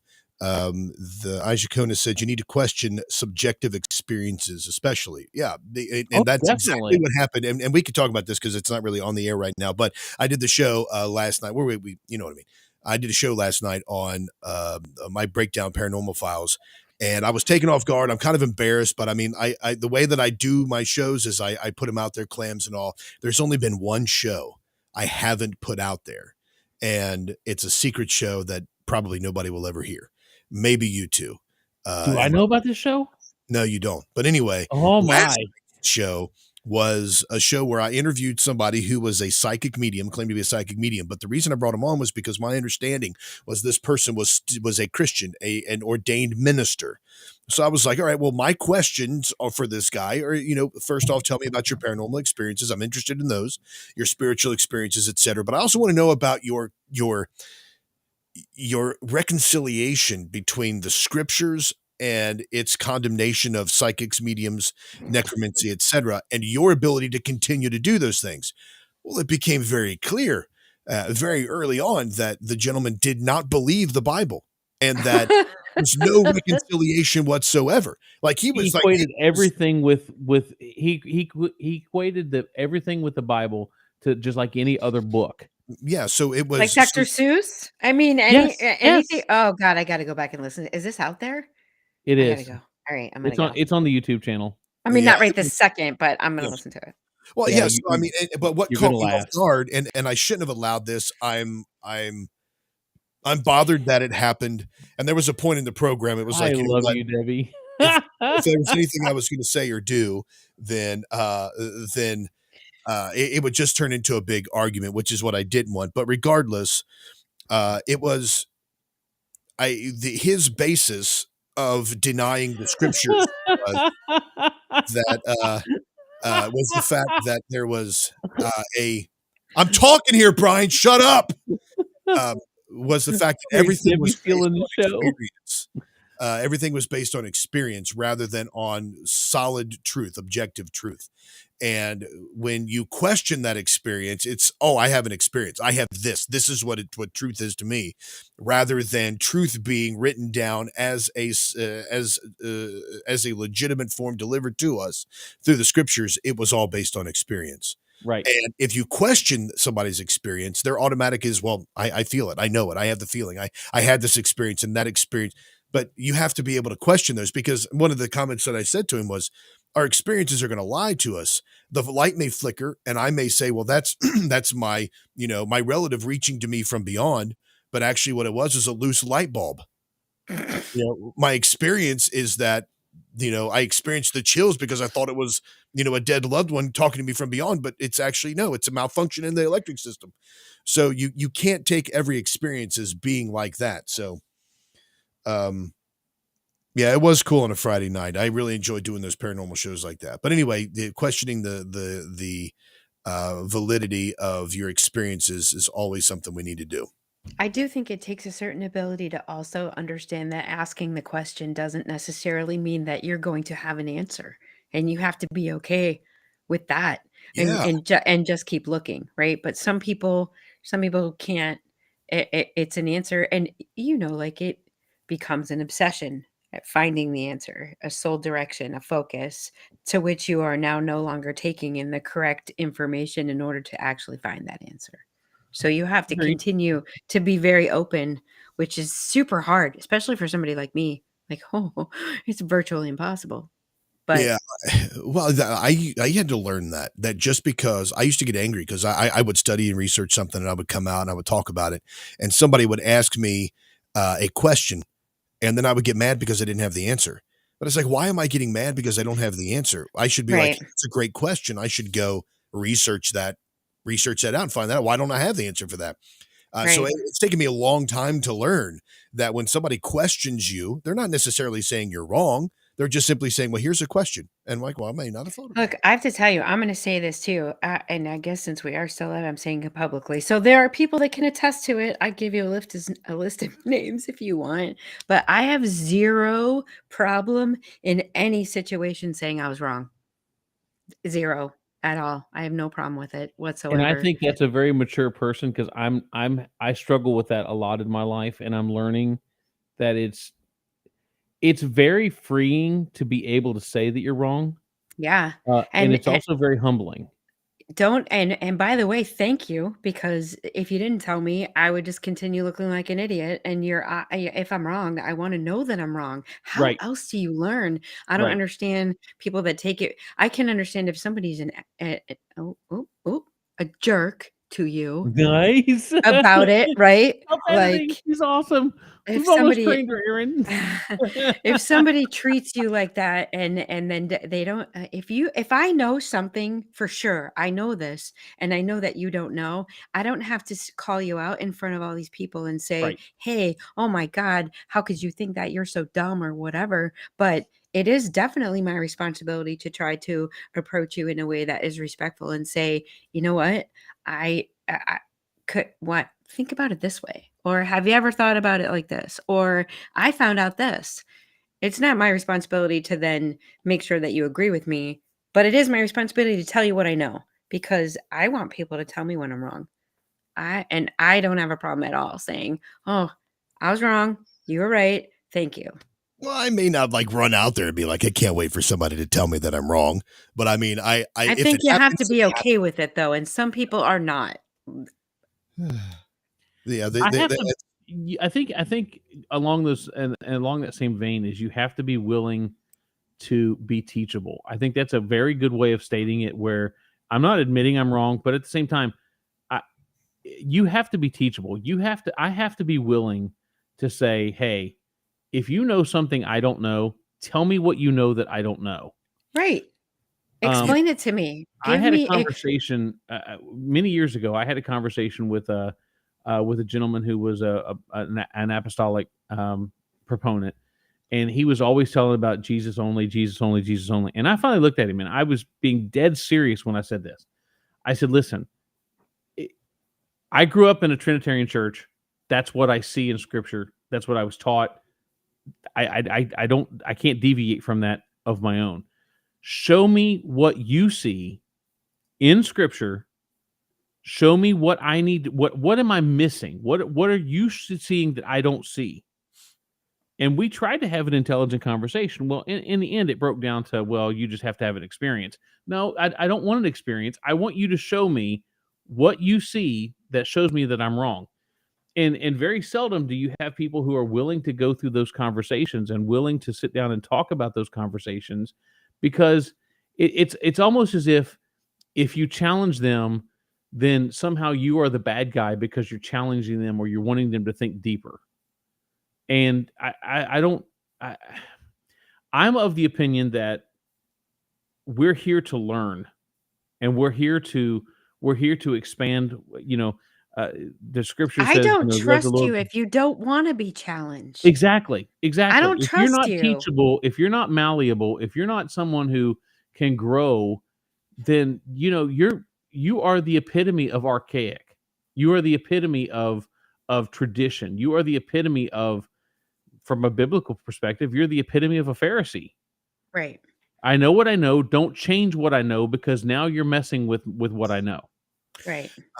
Gosh, there was. I'm trying to think of the instance that happened this week, a news story or something like that. And I'm being totally serious. I'm not being sarcastic or coy here. Where people are fine. I think it was the whole Asbury revival thing. Was the very fact or the very desire or the hint of asking a question about it or trying to find out some truth about it was being decried. It's like the woke movement or the transgender movement or the Black Lives Matter movement. There's no questioning it. You can't. That's don't just what question it anything. is. Right. There's zero questioning. You're going to accept this as truth. And if you don't, you're against us. And in my experience, the valid arguments, movements, occurrences are the ones that are like, yeah, ask me all about it. Ask me Yes. all about it. I want to tell you. I want to tell you everything I know. Like, yes, that would give me more of an indication that this is a real thing. This person or this movement or these people want nothing but you to ask them anything you want. Right. Right? Like wide open. Like, let me show you everything, because if it's legitimate, you should be excited about it in that way. You should want to open it wide. Windows open. Here you go. Everyone. It would otherwise. Yeah, because at I that don't point, trust it. yeah, because at that point, like we were talking about earlier, where you change everything, where your entire life, everything you believed is changed. if you start down a path where there's new information being introduced, new things that you have to reassess, if you're not careful and you just dive into that new belief without questioning fully or finding the flaws or trying to figure it out, you're going to end up having the same type of worldview as you did before. You're going to jump from the frying pan to the fire. You're Right. going to build a new worldview based on faulty presumptions. You have to be able to question it. And, of course, you all know, one of the things I've been researching a lot and studying a lot about is the flat earth. And I'm not bringing that up to have that conversation. I'm bringing it up because there is within the flat earth movement, there is so much hostility to anybody that says, well, hey, maybe we can question the shape of the earth. Maybe we can question heliocentricity, but why are you so pissed if I want to question? Because I'm not going to leave a worldview that was incorrect and go to another worldview that's incorrect simply because it looks better or sounds better. It's got to be established and based on truth. I think one of the things you have to learn when you go through something like that is that nothing that you would know or believe or I don't want to give it a term that doesn't fit, but nothing that you have in this new experience should be set in stone anymore. I mean, it's very freeing. You now know what you know. You've changed the concept of it, but you now are at a point in your life or in your experience of things where you can say it's okay for people to question me about this. It's okay for me to not have all the answers. It's okay for me to learn something new about it. It's okay for it to change. You know what I mean? Like, and that if you can adopt it, which I'm not saying I can totally do, probably is super freeing. Like to be able to just question everything, get answers, look at or be okay if you don't have the answer. Like Right. I mean, Well, again, I think a lot of it comes back to the ability to be teachable. When you can't learn anymore or you think you know it all, then there is no growth in your life whatsoever. There can't mm-mm. be. You're stagnant, you're just stuck, you can't go anywhere else. I mean, it's like, and I'm going to play off what Aaron said about the flat earth thing. I'm open to listening to people talk, but I've not found any arguments that they've said that is like enough for me to go, okay, now I'm interested in hearing more. Because to me, we're not talking about the arguments. We're talking about the acceptance of a worldview. I'm using it as an example. Don't get so, in your words, don't get so pissed about it. I mean, you know what you did exactly what he was talking about these other people doing, right? I'm trying to not have that argument about that today.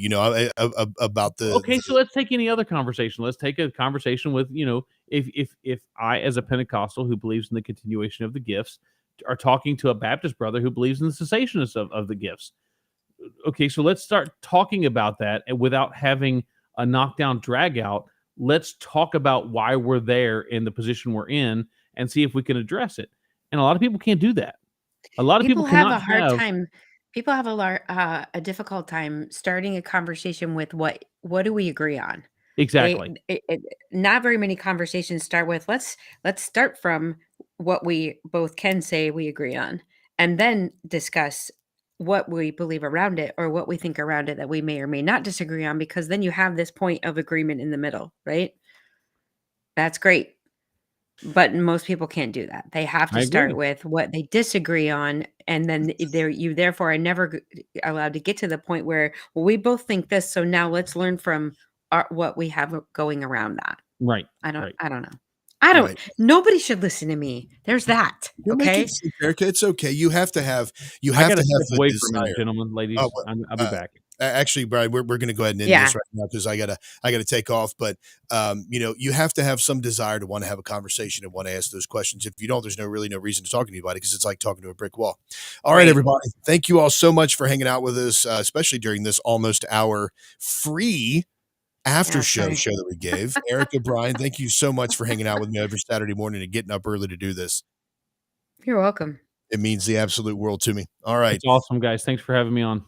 You got it. Thanks for everything. You guys have a great weekend, and everybody else out there, again, make Christ supremely valuable. We'll see you next time. Bye, everybody. Peace out, guys.